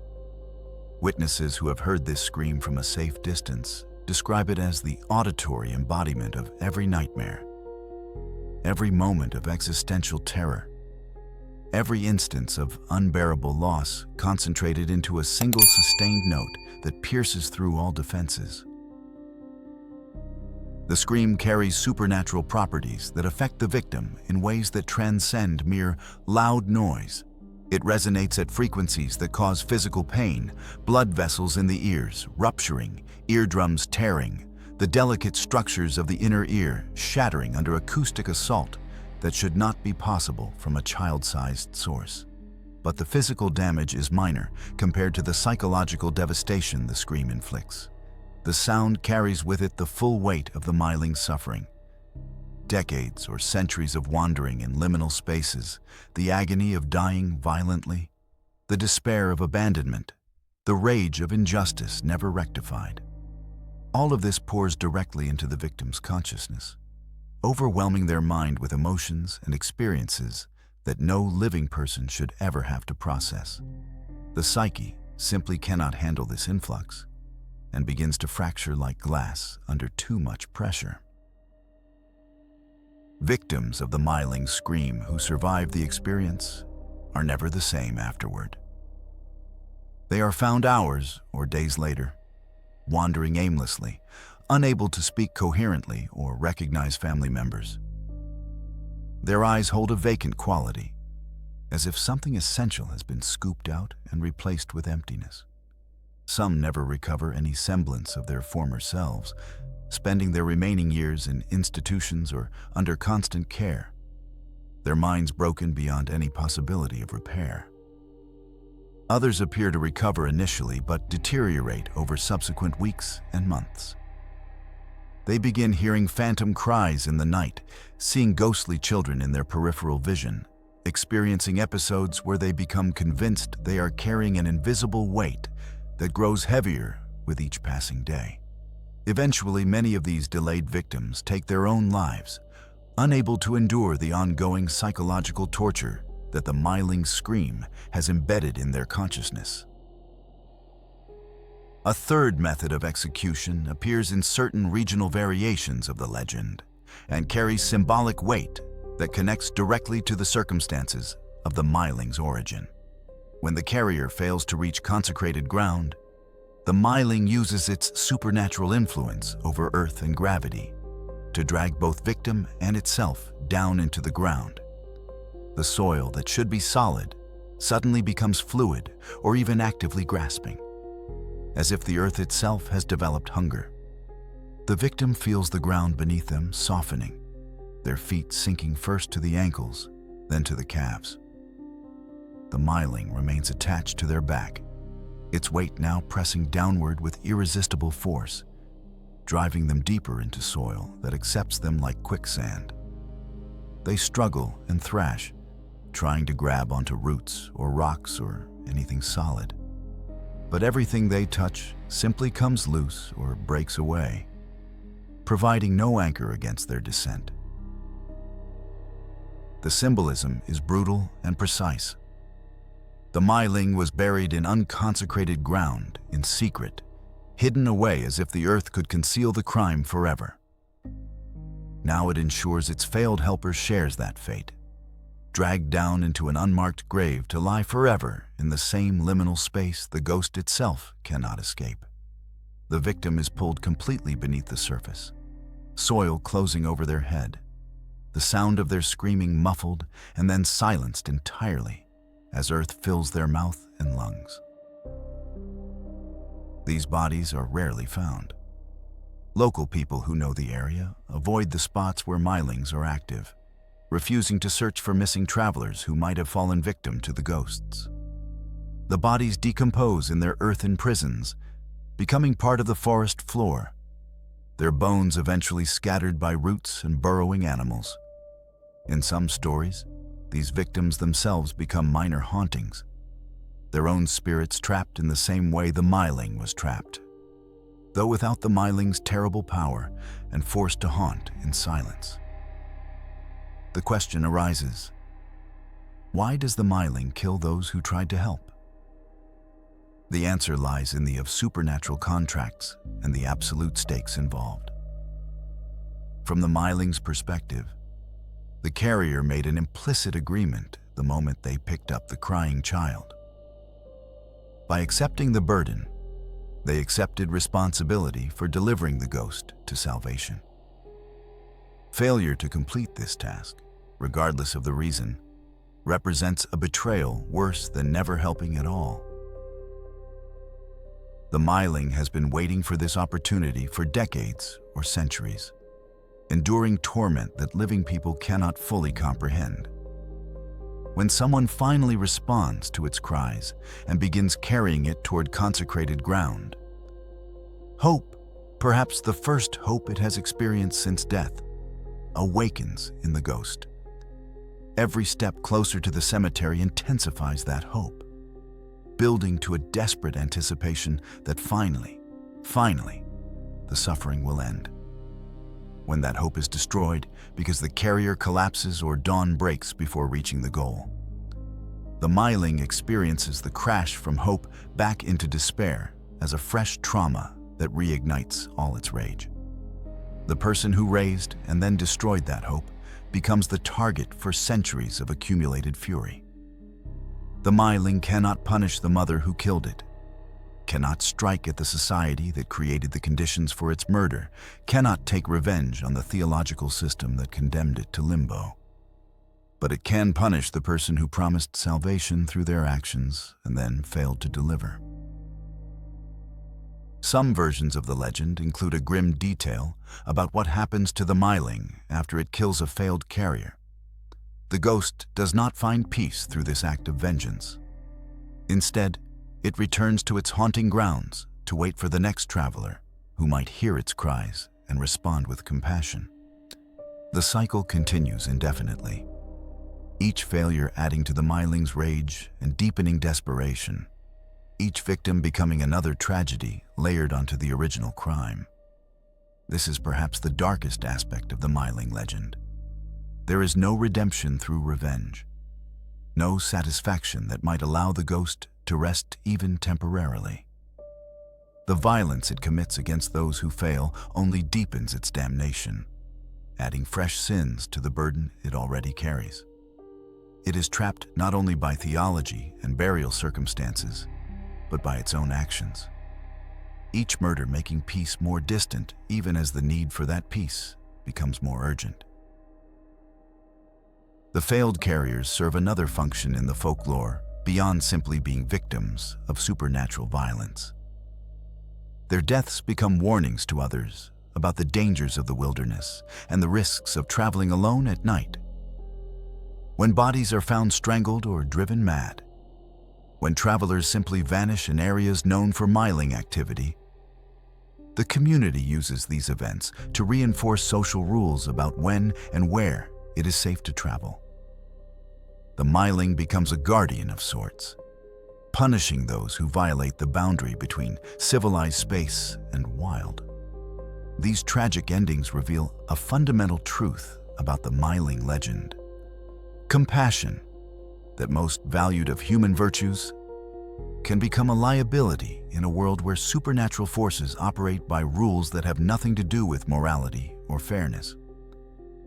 The traveler who stops to help a crying child is not being foolish or careless. They are being human, responding as humans are meant to respond. Yet in the world of the Myling, being human in this way can be fatal, and mercy extended without the strength to see it through becomes murder for both helper and helped. The Myling legend is not monolithic across Scandinavia, but fragments into regional variations that reflect the distinct cultures, languages, and histories of Nordic peoples, while the core elements remain consistent: murdered infants, unconsecrated burial, wandering spirits seeking proper interment. The details shift in fascinating ways as you move from Swedish forests to Norwegian fjords to Finnish wilderness. These variations reveal how the same fundamental tragedy was understood and feared differently across communities that shared borders but maintained distinct identities. In Norway, the ghost is known primarily as the utbird, a term derived from Old Norse meaning that which is taken outside. This linguistic choice emphasizes the act of exposure rather than the ghost itself, focusing on the moment when the unwanted infant was carried from human habitation into wilderness to die. The Norwegian tradition places particular emphasis on the locations where these exposures occurred. with certain remote valleys and mountain passes developing reputations as utbird haunting grounds that locals avoided after dark. Norwegian utbird legends often incorporate the dramatic landscape of fjords and mountains into the ghost's manifestation. Stories describe utbirds appearing on narrow mountain paths, where a misstep means a fatal fall into valleys hundreds of feet below. The ghost's weight becomes even more dangerous in this terrain, threatening to pull both carrier and spirit over cliff edges or cause avalanches that bury entire sections of trail. Some accounts speak of utbirds that manifest as echoes bouncing between mountain walls, their cries multiplying until it sounds like dozens of children weeping simultaneously. The Norwegian tradition also developed specific protective rituals that differ from Swedish practices. Travelers in utbird territory would carry small pieces of iron, a nail, a knife blade, even iron filings wrapped in cloth, because the metal was believed to repel or at least weaken supernatural entities. When an utbird's crying was heard, the traveler would thrust the iron object toward the sound while speaking a specific formula that varied by region, but generally involved invoking Christian protection or commanding the spirit to remain in its grave. Water played a significant protective role in Norwegian utbird beliefs. Running water, particularly streams that flowed year-round, was considered a boundary that utbirds could not cross easily. A traveler pursued by an utbird could find safety by wading into a stream or crossing a bridge, though some variations warned that the ghost might follow if the water was shallow enough. Coastal communities told stories of utbirds that haunted beaches and rocky shores, unable to cross the tide line where salt water met land. In Sweden, where the term Myling is most commonly used, the legends take on characteristics influenced by the country's vast forests and the historical importance of the church in rural communities. Swedish Mylings are often described as having a closer connection to their burial sites, with many tales specifying that the ghost can only manifest within a certain distance of where the body was hidden. This geographic limitation created maps of danger in the collective memory, specific groves or clearings that everyone knew to avoid during the hours of darkness. Swedish folklore developed elaborate stories about Mylings appearing at their mothers' weddings, a variation less common in Norwegian traditions. The wedding dance would be interrupted by a voice from beneath the floorboards, the ghost speaking in rhyme about narrow vessels and long legs and its desire to dance. When the Myling emerged, it would seize its mother and dance her to exhaustion and death, while the wedding guests watched in horror, unable to intervene. This variation emphasizes the Myling's role as an agent of justice, punishing not just random travelers, but specifically targeting those responsible for its death. Another distinctive Swedish element involves the Myling's ability to nurse from its mother, appearing at her bedside in the night and demanding to breastfeed. But instead of milk, the Myling draws blood, slowly draining its mother's life over the course of weeks or months. The mother would grow pale and weak, wasting away from what appeared to be illness but was actually supernatural vampirism. This variation transforms the Myling from a ghost seeking burial into an instrument of prolonged vengeance. Finnish traditions use multiple terms for similar spirits: ihtirieko, liekio, or sikio, and incorporate elements from Finnish paganism that predate Christian influence. The liekio in particular is described as manifesting as a small flame or light dancing above its burial site, similar to will-o'-the-wisps in other folklore traditions.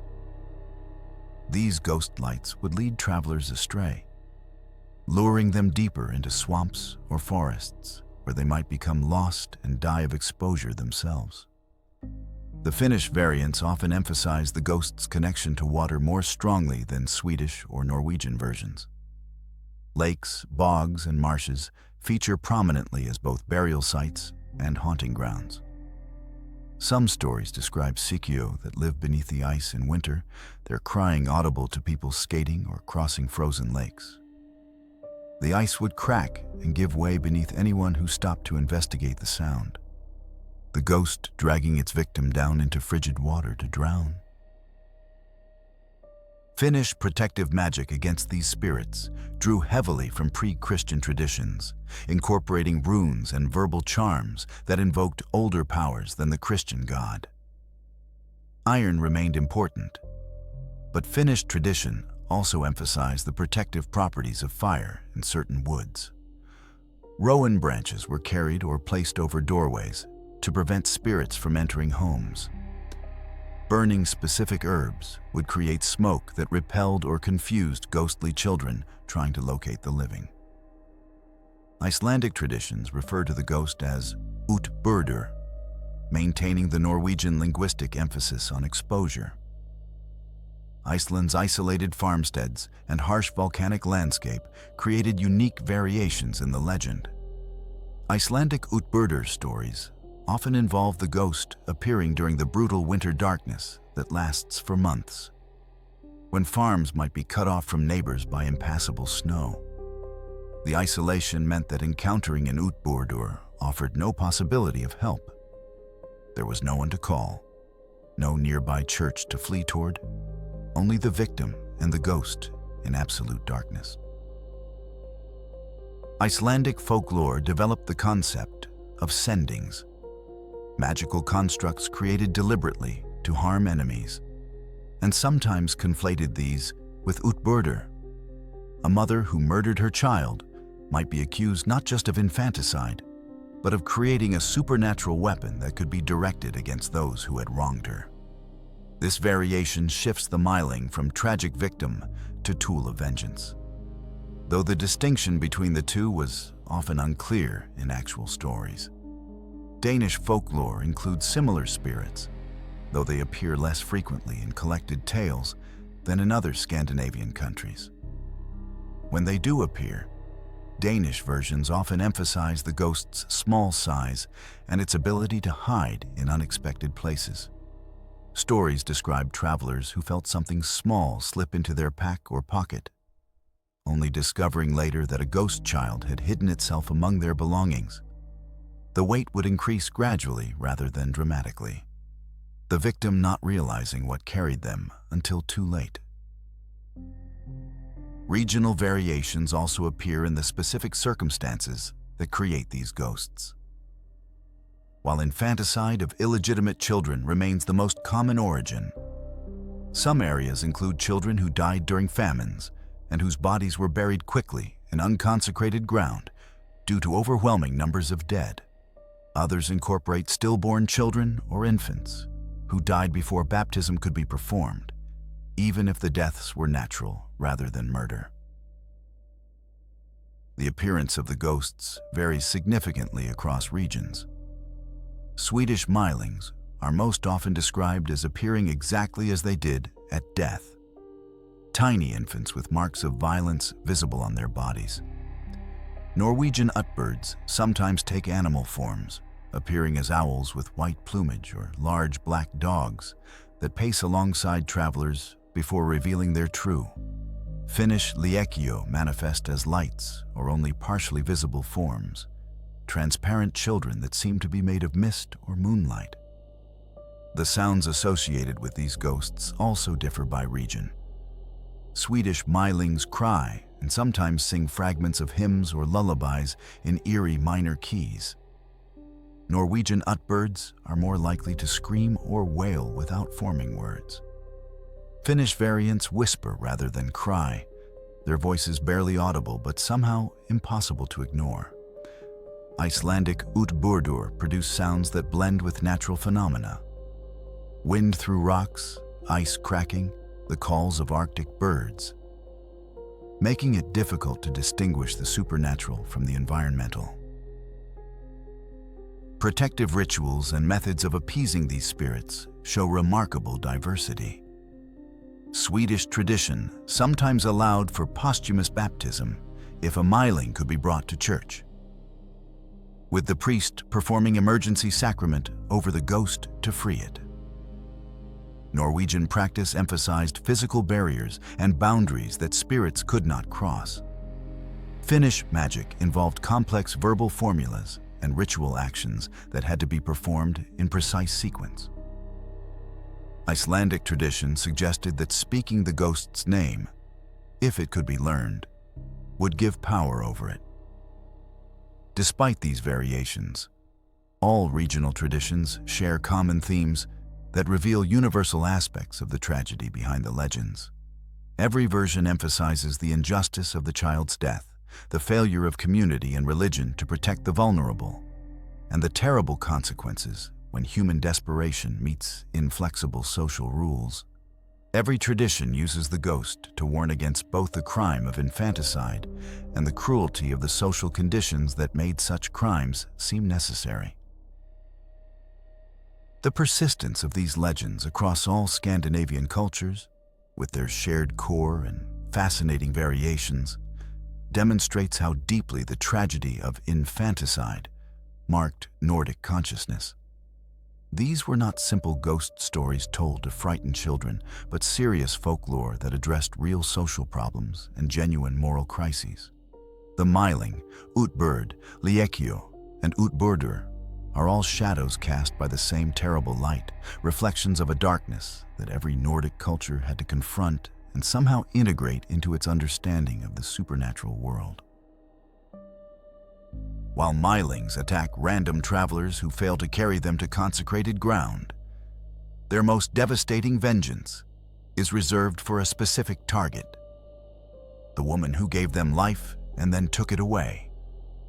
The mother who committed infanticide might escape earthly justice, might successfully conceal her crime from community and church, might even go on to live what appears to be a normal life.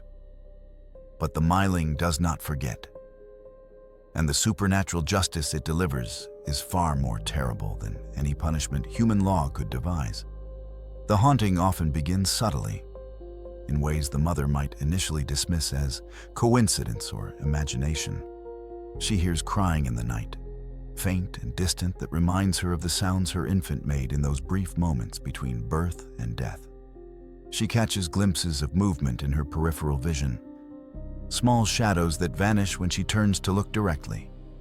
Objects in her home shift position when she's not watching. Small items that belong to the infant or were present during the birth appearing in places she does not remember putting them. These early manifestations serve as psychological torture, keeping the memory of the crime constantly present when time and self-preservation instinct would otherwise allow it to fade. The mother cannot escape into forgetfulness or denial, because the Myling ensures she remains always aware, always remembering, always anticipating the moment when subtle haunting will escalate into direct confrontation. Sleep becomes difficult, every creak of the house suggesting the approach of something that should not exist, every dream potentially transforming into nightmare visitation. As months or years pass, the manifestations grow more aggressive and undeniable. The crying grows louder, emanating from specific locations within the home, rather than from some distant, indefinable source. Most commonly, the sound comes from beneath floorboards, particularly in the room where the birth occurred or near the location where the body was temporarily hidden. The mother might be going about daily tasks when suddenly the crying erupts from beneath her feet, so loud and clear that others in the house should certainly hear it. Yet when she looks to them for confirmation, they show no reaction, continuing their activities as if nothing unusual is happening. This selective audibility, the haunting perceived only by the guilty party, appears frequently in Myling legends and serves important narrative functions. It isolates the mother within her own experience, preventing her from seeking help or comfort from others who cannot perceive what she perceives. It also confirms the supernatural of the haunting, distinguishing it from natural sounds or mundane explanations that might allow the mother to rationalize away her experiences. The voice that accompanies the crying sometimes forms words, and these words reveal knowledge that only the mother and the dead infant should possess. The Myling speaks of narrow vessels and long legs, cryptic phrases that reference the physical reality of birth and burial. It describes the location of its hidden body with precision, naming landmarks or specific details that prove beyond doubt this is not imagination or guilt-induced hallucination, but genuine supernatural contact. Some accounts describe Mylings that sing rather than simply cry, and the songs they choose carry devastating emotional weight. Lullabies the mother might have hummed during pregnancy, hymns she heard at church while carrying the child, folk songs she knew from her own childhood. All of these emerge from beneath floorboards or from dark corners in the Myling's voice, transformed into minor keys and slowed to funeral dirges. The familiar made uncanny becomes a weapon that strikes directly at whatever maternal feeling might have existed before desperation and fear overwhelmed it. The wedding dance haunting represents the Myling's most theatrical and publicly devastating form of vengeance. The mother, having successfully concealed her crime, eventually marries, perhaps to the father of the murdered child, perhaps to someone entirely unaware of her past. The wedding proceeds normally through the ceremony and into the celebration, music playing, guests dancing, the bride appearing to have escaped the consequences of her actions and earned a fresh start. Then, as the dancing reaches its peak of joy and celebration, a voice pierces through the music. It comes from beneath the floorboards of the hall, or from behind the walls, or from some source that cannot be pinpointed, but that everyone present can hear clearly. The voice speaks in verse that varies by regional tradition, but always contains the same essential elements: a reference to its constrained burial, to its longing for movement, to its desire to dance. One common version has the Myling cry out, "Narrow are the vessels where I have lain. Long are my legs that wish to move again. I want to dance. I want to dance. Let me dance once more." Another variant speaks of cramped spaces and cold earth, and the music it can hear but never join. The specific words matter less than their effect. The entire gathering falls silent. The music stops. All eyes turn toward the source of this impossible voice. The floorboards crack and splinter, or a section of wall crumbles, and the Myling emerges. Its appearance varies in different tellings. Sometimes a small child in burial rags, sometimes a ghostly figure that seems barely substantial, sometimes something that shifts between childlike innocence and corrupted horror. But its intention never varies. It moves directly toward its mother, ignoring all other guests, its hand extended in invitation to dance. The mother cannot refuse. Whether paralyzed by fear and guilt or compelled by supernatural power, she takes the Myling's hand. The music resumes without human intervention, instruments playing themselves, or perhaps the sound emerging from the Myling itself. The dance begins, and what starts as a traditional wedding dance quickly transforms into something far more sinister. The Myling leads with strength impossible for a child, spinning its mother faster and faster, the movements becoming violent rather than graceful. The mother tries to break away, but cannot release the small hand that grips hers like iron. Her feet move against her will, following the Myling's lead, the dance accelerating until she can barely breathe. The guests watch in horror, some attempting to intervene only to find themselves unable to approach the dancing pair, repelled by invisible force or simply frozen by the supernatural of the scene. The dance continues for hours, though time becomes difficult to measure accurately during supernatural events. The mother's strength fails, her legs giving out. But still she dances because the Myling will not release her and will not allow her to fall. Her heart races beyond safe limits. Her lungs burn for air. Her muscles tear under the relentless demand. The Myling shows no mercy, no fatigue, dancing with the tireless energy of the dead who have no physical limitations. Eventually, the mother collapses completely, her heart failing or her body simply shutting down from exhaustion. Only then does the Myling release her, stepping back to regard the corpse of the woman who gave it life and death. In some versions, the Myling speaks a final condemnation before vanishing. In others, it simply fades away in silence, its vengeance complete.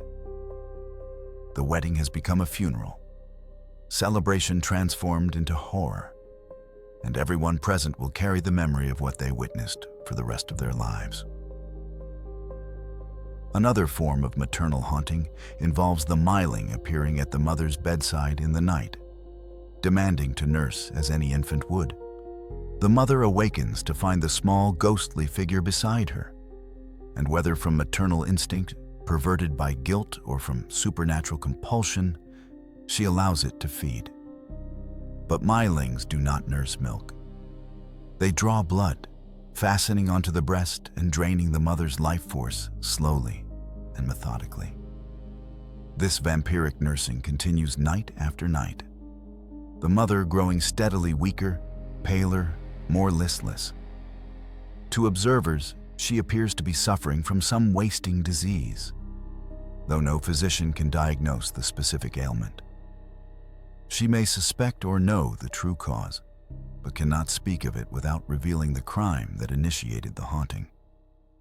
She wastes away over weeks or months, the Myling feeding until nothing remains, death coming as a mercy after prolonged supernatural predation.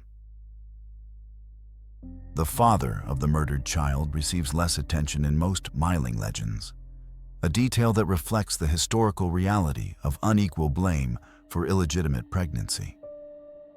The woman bore all social consequences, while the man often escaped with reputation intact. The folklore mirrors this injustice, with Mylings primarily targeting mothers while fathers fade into the background of the narratives. Some variants do include paternal haunting, but these are less common and less detailed than the elaborate vengeances visited upon mothers. The ultimate function of these maternal hauntings is to manifest guilt in supernatural form, transforming the internal psychological consequence of infanticide into external, undeniable reality. The mother cannot escape her crime through rationalization or the passage of time because the victim refuses to remain buried and silent. The Myling serves as conscience made corporeal, ensuring that the sin finds the sinner and delivers justice that earthly authorities failed to provide. These legends also served as powerful deterrents in communities where infanticide occurred with troubling frequency. A woman contemplating such an act would know these stories, would understand that success in concealing the crime from human eyes did not guarantee safety from supernatural retribution. The Myling represented consequences that could not be avoided through cleverness or luck, a form of cosmic justice that balanced the scales when human justice proved inadequate or corrupt. Yet beneath the horror and the vengeance, these maternal hauntings also carry profound tragedy. The Myling seeking to dance was denied all experience of joy and movement in life. The Myling nursing from its mother seeks the sustenance and connection it never received. These acts of vengeance are also expressions of need, attempts to claim in death what was stolen in life. The mother who murdered her child created a ghost that can never be satisfied, never fully avenged, never able to reclaim what was lost because death is irreversible and the damage absolute. The Myling is not simply a ghost story designed to frighten travelers or entertain audiences around winter fires. It is a mirror held up to Scandinavian society, reflecting an image so disturbing that communities could not look at it directly in daylight, but could examine it through the distorting lens of folklore. The legend forces a reckoning with uncomfortable truths about the social structures, moral codes, and economic realities that transformed desperate women into murderers and innocent infants into vengeful ghosts. At its core, the Myling legend exposes a fundamental hypocrisy in pre-modern Scandinavian moral systems. Society claimed to value life, especially innocent life, and built elaborate theological frameworks around the sanctity of children and the importance of family. Yet that same society created conditions that made infanticide seem like a rational choice for women facing circumstances engineered specifically to offer no alternatives. The community that would execute a woman for killing her infant was the same community that had already condemned that infant to death through social exclusion. The legend served as an indictment of this hypocrisy by making the hidden crime visible and the forgotten victims impossible to ignore. Every time someone told a Myling story, they were implicitly acknowledging that infanticide occurred regularly enough to generate persistent folklore. Every warning about avoiding forest paths at night or not responding to crying children was an admission that unwanted infants were being murdered and buried in secret throughout Scandinavian territories. The ghost made tangible what polite society preferred to pretend did not exist. The economic dimensions of the Myling legend reveal how poverty transformed moral absolutes into impossible dilemmas. Scandinavian communities operated on subsistence agriculture, where survival margins were thin, even in good years. A harvest failure, a harsh winter, an illness that prevented work, any of these could push a family from stability into starvation.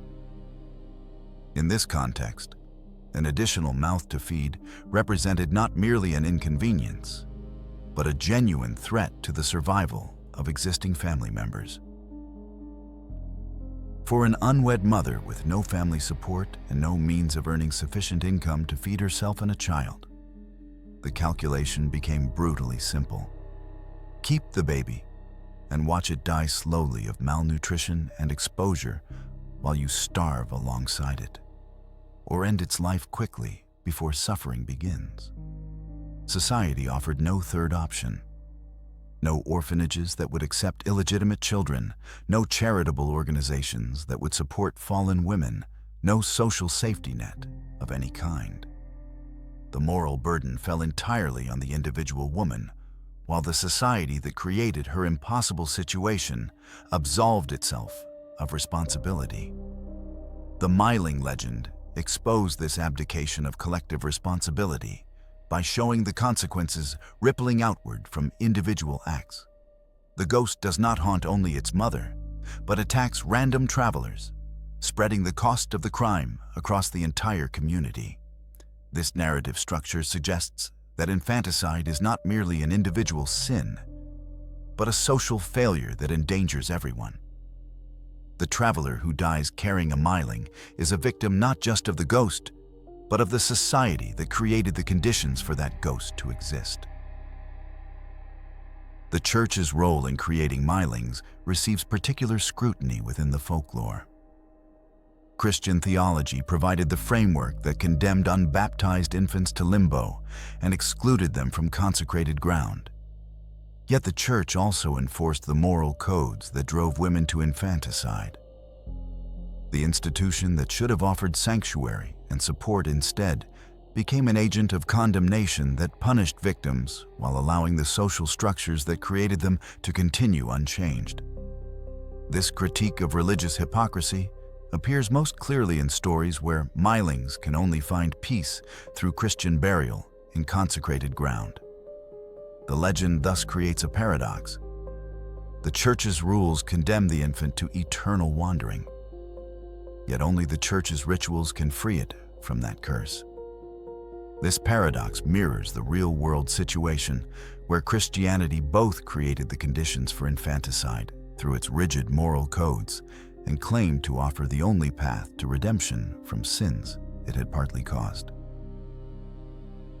The Myling legend also functioned as a deterrent, though not in the simple way that authorities might have hoped. It warned women against concealing infanticide by promising supernatural consequences more terrible than earthly punishment. But it also warned the broader community about the costs of maintaining social structures that drove women to such desperate acts. The ghost represented consequences that could not be contained or controlled, violence that would eventually claim innocent victims who had no direct involvement in the original crime. The legend's persistence across centuries and regions demonstrates that it addressed something fundamental and unresolved in Scandinavian culture.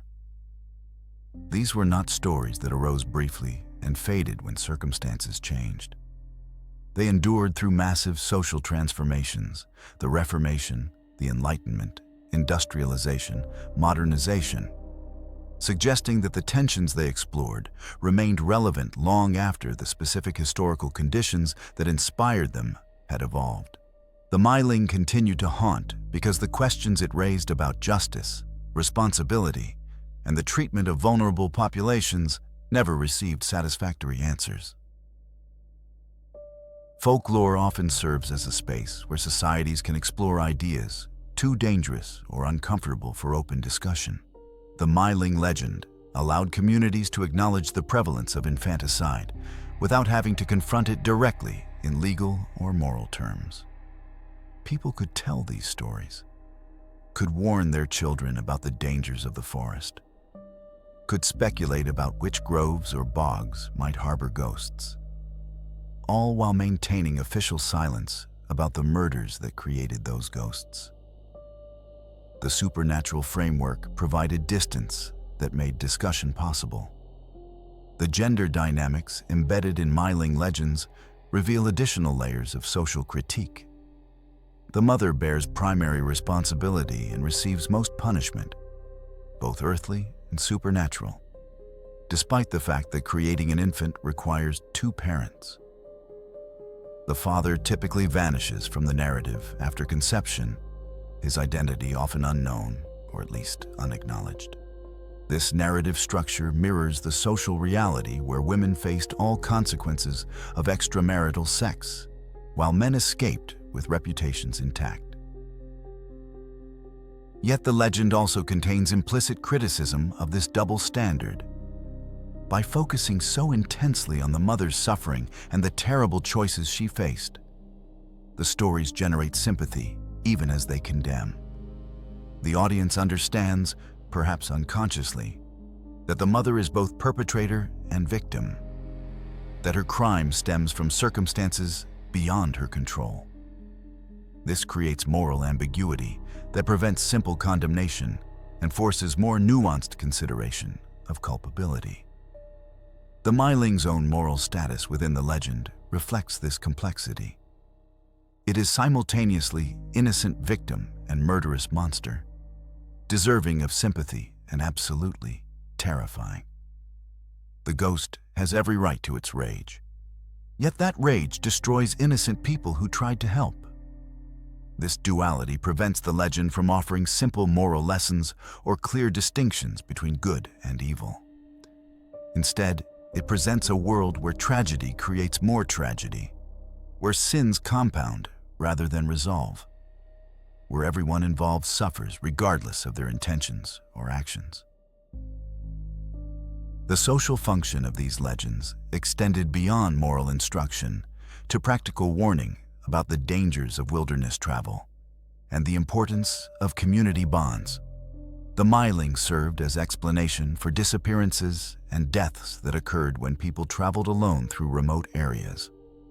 Rather than acknowledge the mundane dangers of exposure, injury, or getting lost, communities could attribute these deaths to supernatural causes that reinforced existing social rules about when and where travel was safe. But even this practical function carried deeper meaning. By making the wilderness dangerous specifically through the presence of murdered children's ghosts, The legend suggested that nowhere in Scandinavian territory was truly safe from the consequences of infanticide. The crime could not be contained in urban centers or isolated to specific locations. It contaminated the entire landscape, turning familiar forests and paths into spaces of potential death. The Myling represented the impossibility of escaping collective guilt. The economic aspect of the legend reveals how folklore can encode complex social analysis in narrative form. The Myling appears most frequently in accounts from periods of economic hardship, crop failures, famines, and times when infant mortality rose to catastrophic levels even among legitimate children. The ghost thus served as a kind of social thermometer, its prevalence in stories correlating with real-world desperation and the increased frequency of infanticide that desperation produced. This correlation suggests that communities were aware, at least subconsciously, of the relationship between economic conditions and infanticide rates. The Myling legend allowed them to acknowledge this relationship indirectly, to understand that the ghosts multiplied when times grew hard, because more women faced impossible choices and more infants died as a result. The supernatural explanation provided cover for discussing what amounted to economic analysis of crime patterns. The persistence of Myling legends into relatively modern times, long after the specific social conditions that inspired them had changed significantly, demonstrates how folklore can outlive its original context while retaining relevance. Even when infanticide became less common due to improved social support systems and changing moral attitudes, the stories continued because they spoke to broader themes. Guilt that cannot be hidden, crimes that create consequences beyond the immediate victim, the failure of social institutions to protect the vulnerable. The Myling ultimately represents the return of the repressed in both psychological and social terms. What society tries to bury in secret graves refuses to stay buried. What communities attempt to forget forces itself back into consciousness. What individuals try to escape through concealment pursues them relentlessly until confronted. The legend embodies the principle that unacknowledged wrongs generate ongoing harm, that justice delayed creates supernatural debt, that societies cannot simply hide their failures and expect them to decompose peacefully. This is perhaps the Myling's most important function as social commentary. It insists on remembrance and accounting. It will not allow the murder of vulnerable infants to be forgotten, will not permit the social conditions that drove those murders to remain unexamined, will not accept the absolution of a society that punishes individual women while maintaining the structures that created their impossible situations. The crying in the darkness is the sound of truth demanding recognition, and the weight on the traveler's back is the burden of collective responsibility that can be carried to consecrated ground only through genuine social transformation. The forests of modern Scandinavia are no longer the impenetrable wildernesses they were centuries ago. Paved roads cut through ancient groves, electric lights push back the darkness, GPS ensures that travelers rarely become lost. The social conditions that created the Myling, the absolute stigma against unmarried mothers, the absence of any social support systems, the desperate poverty that made infanticide seem rational, have largely disappeared in contemporary Nordic welfare states. Yet the Myling endures in collective memory, its legend told and retold, adapted and reimagined, proving that some ghosts refuse to be exorcised even when the world that created them has transformed beyond recognition. The Myling appears throughout modern Scandinavian literature, from children's books to literary fiction, its story adapted to contemporary sensibilities while retaining its essential tragedy. Authors like Astrid Lindgren reference the Myling in ways that introduce new generations to the legend, though often softened or contextualized to make the horror accessible to younger audiences. These literary adaptations serve an important cultural function. They preserve folklore that might otherwise fade from collective consciousness as urbanization and modernization distance people from the rural contexts where these legends originated. Contemporary horror media has embraced the Myling as a uniquely Scandinavian contribution to the global pantheon of supernatural entities. The ghost appears in video games like Phasmophobia and Yearwalk, where its mechanics, the increasing weight, the desperate need for consecrated ground, the terrible consequences of failure, translate remarkably well into interactive horror experiences. These digital adaptations introduce the Myling to international audiences who might never have encountered Scandinavian folklore otherwise, ensuring the legend's survival and evolution in unexpected directions. The psychological resonance of the Myling legend extends far beyond its original cultural context. At its core, the story explores universal human anxieties about guilt, responsibility, and the impossibility of escaping consequences for our actions. The image of a burden that grows heavier with each step toward potential redemption serves as a perfect metaphor for how unresolved guilt accumulates psychological weight over time. The Myling thus functions as externalization of conscience, a ghost that refuses to let the living forget what they would prefer to bury and never examine.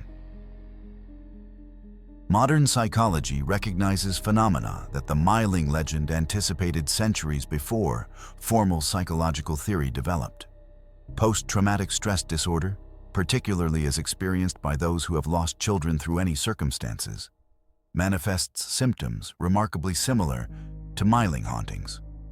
Intrusive thoughts, the sense of a constant presence, the inability to escape memories, the feeling of carrying an invisible burden. All of these psychological realities find symbolic expression in the folklore of ghostly children that ride on backs and whisper in ears and refuse to grant peace until acknowledged. The legend also speaks powerfully to contemporary discussions about reproductive rights, bodily autonomy, and social support for parents. While modern welfare states have largely eliminated the extreme poverty and social ostracization that drove historical infanticide, the Myling reminds us how recently those conditions existed and how fragile social progress can be. The ghost serves as warning about what happens when societies criminalize and stigmatize women's reproductive choices, while simultaneously refusing to provide support systems that make raising children feasible. If you've been captivated by this journey into one of folklore's darkest corners, if you understand now that the Myling represents something far deeper than simple horror, then stay with us. We have only scratched the surface of the world's most disturbing and meaningful legends. What other ghost children haunt different cultures? What other supernatural consequences arise from social injustice? Share your thoughts in the comments.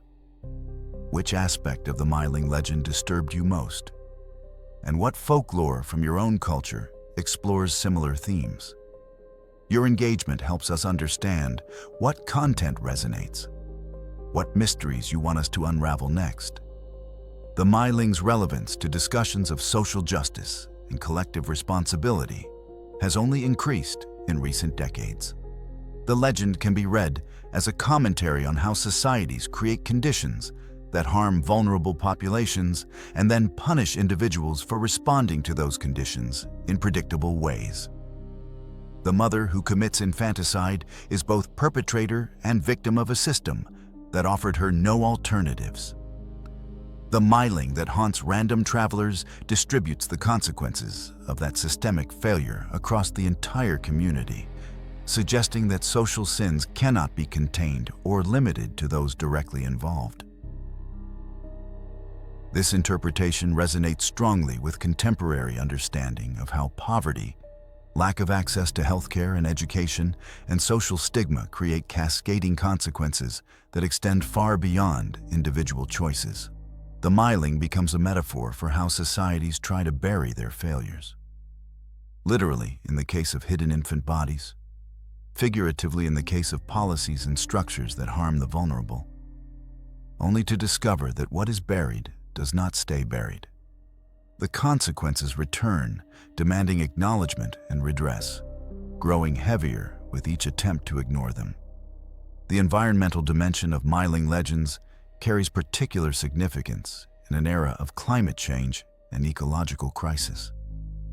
The ghost haunts forests, bogs, and remote natural spaces that are increasingly threatened by development and environmental degradation.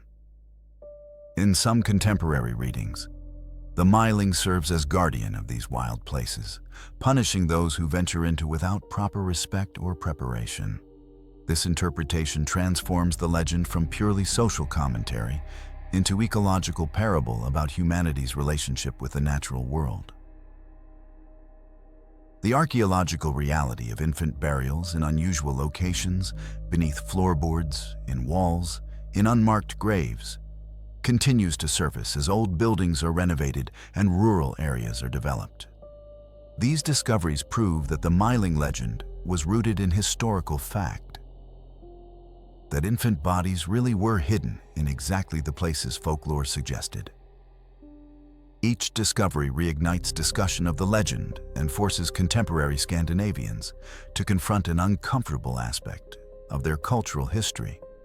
The past literally rises from beneath the floorboards, refusing to remain hidden.